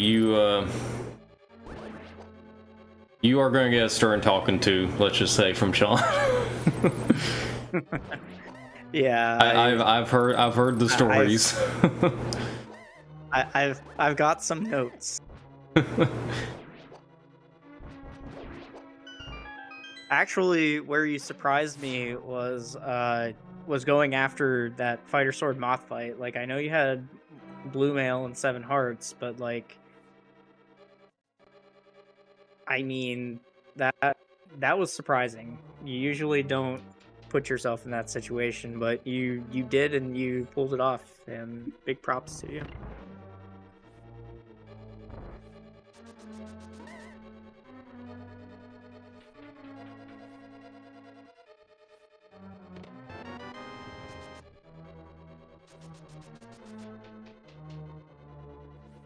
That is unfortunately is beyond my help. Is dash glitching allowed in the general no glitches rules?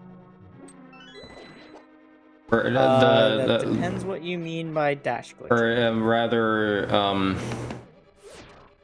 hovering, rather. Hovering, yes, hovering is allowed. We actually had a vote on it earlier this year, whether hovering would be allowed, and it was a pretty resounding 55% yes. So yeah, hovering will be allowed in Link to the Past randomizer no glitches racing for the foreseeable future. We're not allowed to vote on it for, I think, 18 months. Gotcha.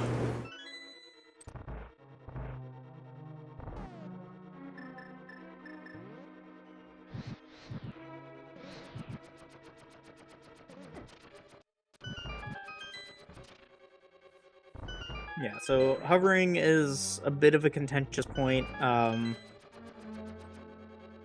Hovering is a glitch where if you're over a pit, we talked about Link's falling animation or Link's knockback animation before, but Link's dashing animation also has a frame where Link is not able to fall. So basically, what you need to do is press the boots for less than 30 frames, and then release the button for exactly 1 frame, and then repress the button, and then repeat that however many times it takes for you to get over the pit. It's probably the most difficult trick that's allowed in no glitches, and it's extremely contentious because a minority of people can do it. It used to be hardware dependent, like you used to not be able to do it on emulator, but since simulator technology has advanced so far, that has now changed. It is now just as easy to hover on emulator as on console. But yeah, like basically hovering is a big sequence break that some people would rather not be in the game, mostly because they can't do it. And yeah, it will be allowed for at least the next 18 months. Fair enough.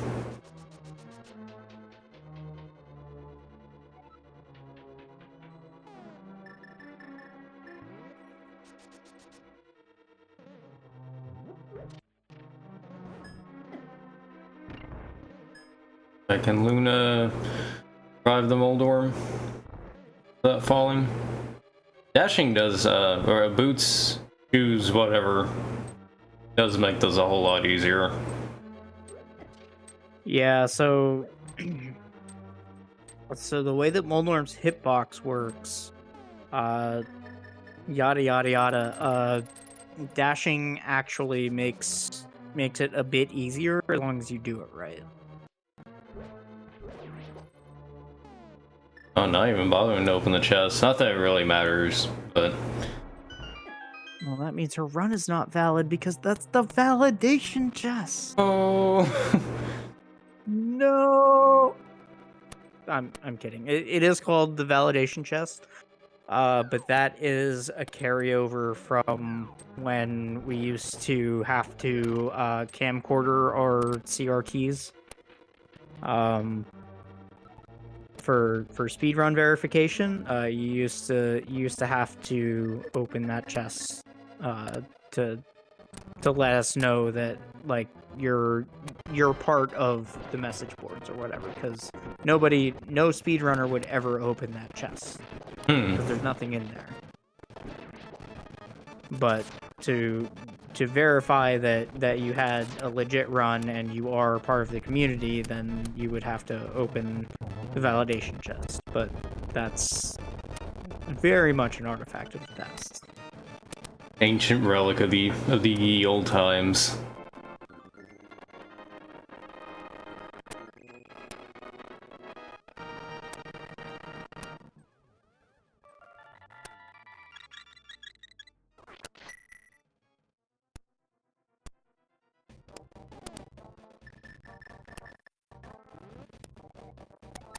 Right.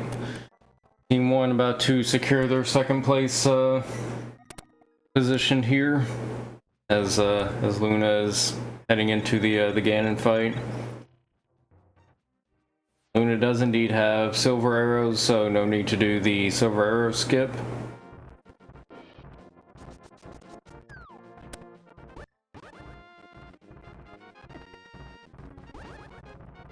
Yeah, also confirming that she does have a blue potion, but she thinks she needs more. Fair enough. Must be nice. Yeah, the other player in this the other player in this really did not get the good end of the deal at the very end with the bad boss key placement and silvers being wherever they were. Did we even know where the other player's silver arrows were? I don't know offhand, but I do know that Wackerly was the only one that did silver scanning, so... And I know that Vaporeon also has silver arrows, so... I'm not entirely sure. Unfortunate. Oh, Swamp? Okay. Silvers were in Swamp, okay. Makes sense. Gotcha. Yeah, and as we know, Wackerly did not go to Swamp because Sabbath's Go mode flippers were in the bombable wall of Wackerly's Swamp.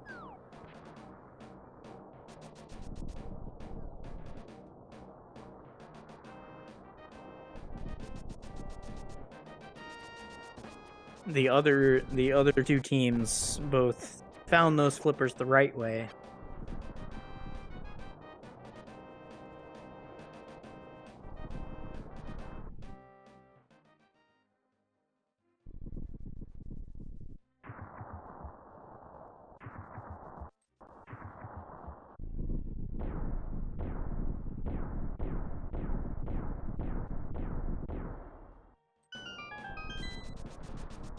Alright, how are we doing on time? Do we need to be out of here at any Let's...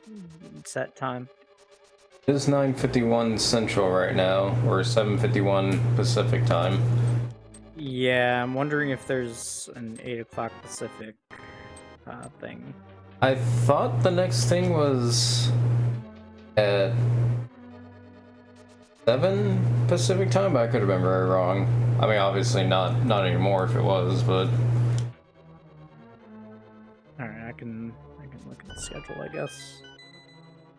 Imagine working ever, not having somebody else do all of your work. Check the schedule.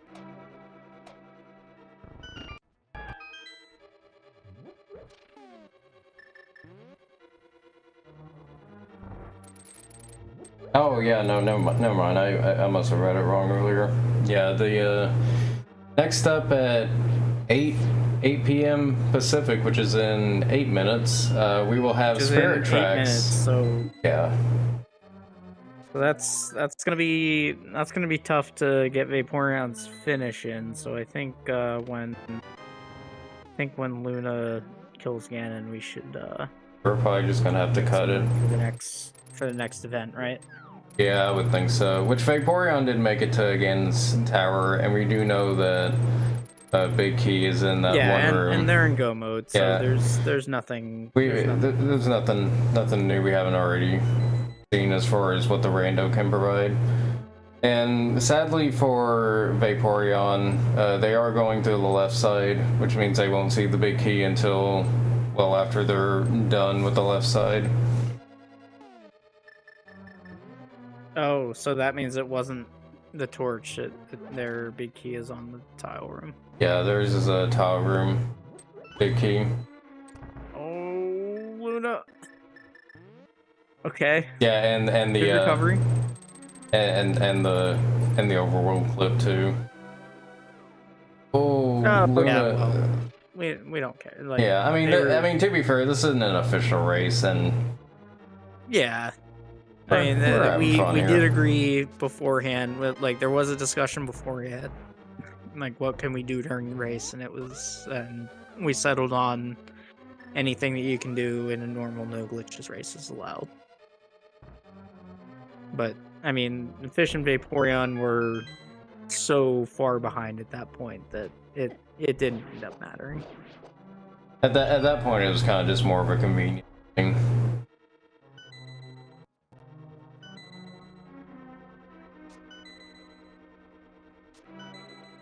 All right, that's a dead pig. Get your GGs in All chat. right, GGs to team number 1, to Zelda and Luna for 2nd place. Pull up chat on my phone here. GGs to Zelda and Luna. And I think with that, we will shut down our portion of the stream to make room for the rest of the marathon. But thank you for coming with me and surviving through my blatherings that probably only half made sense. Yeah, honestly, shoutouts to you for some of that blathering, because I feel like I have a fairly decent-ish knowledge level of Link to the Past, but I definitely learned a lot from some of that blathering. So yeah, glad to have had you alongside for the commentating. Definitely made it a lot more interesting, for sure. And yeah, again, thank you, Piece of Heart, for having us on. Yeah, and I don't want to plug other things right now, but if you want to learn more about Link to the Past or Link to the Past Randomizer, you can DM me. You can whisper me secretly a sliver on Discord, or Sean9541 SEAN9541 on Discord. No, secretly a sliver on Twitch. Sean9541 on Discord. Alrighty. Well, without further ado, I guess we are ready to pass along. I guess before I actually end the stream, is our next streamer here and ready to do the handoff? I guess I'll wait a minute until we're ready to actually do the proper send off.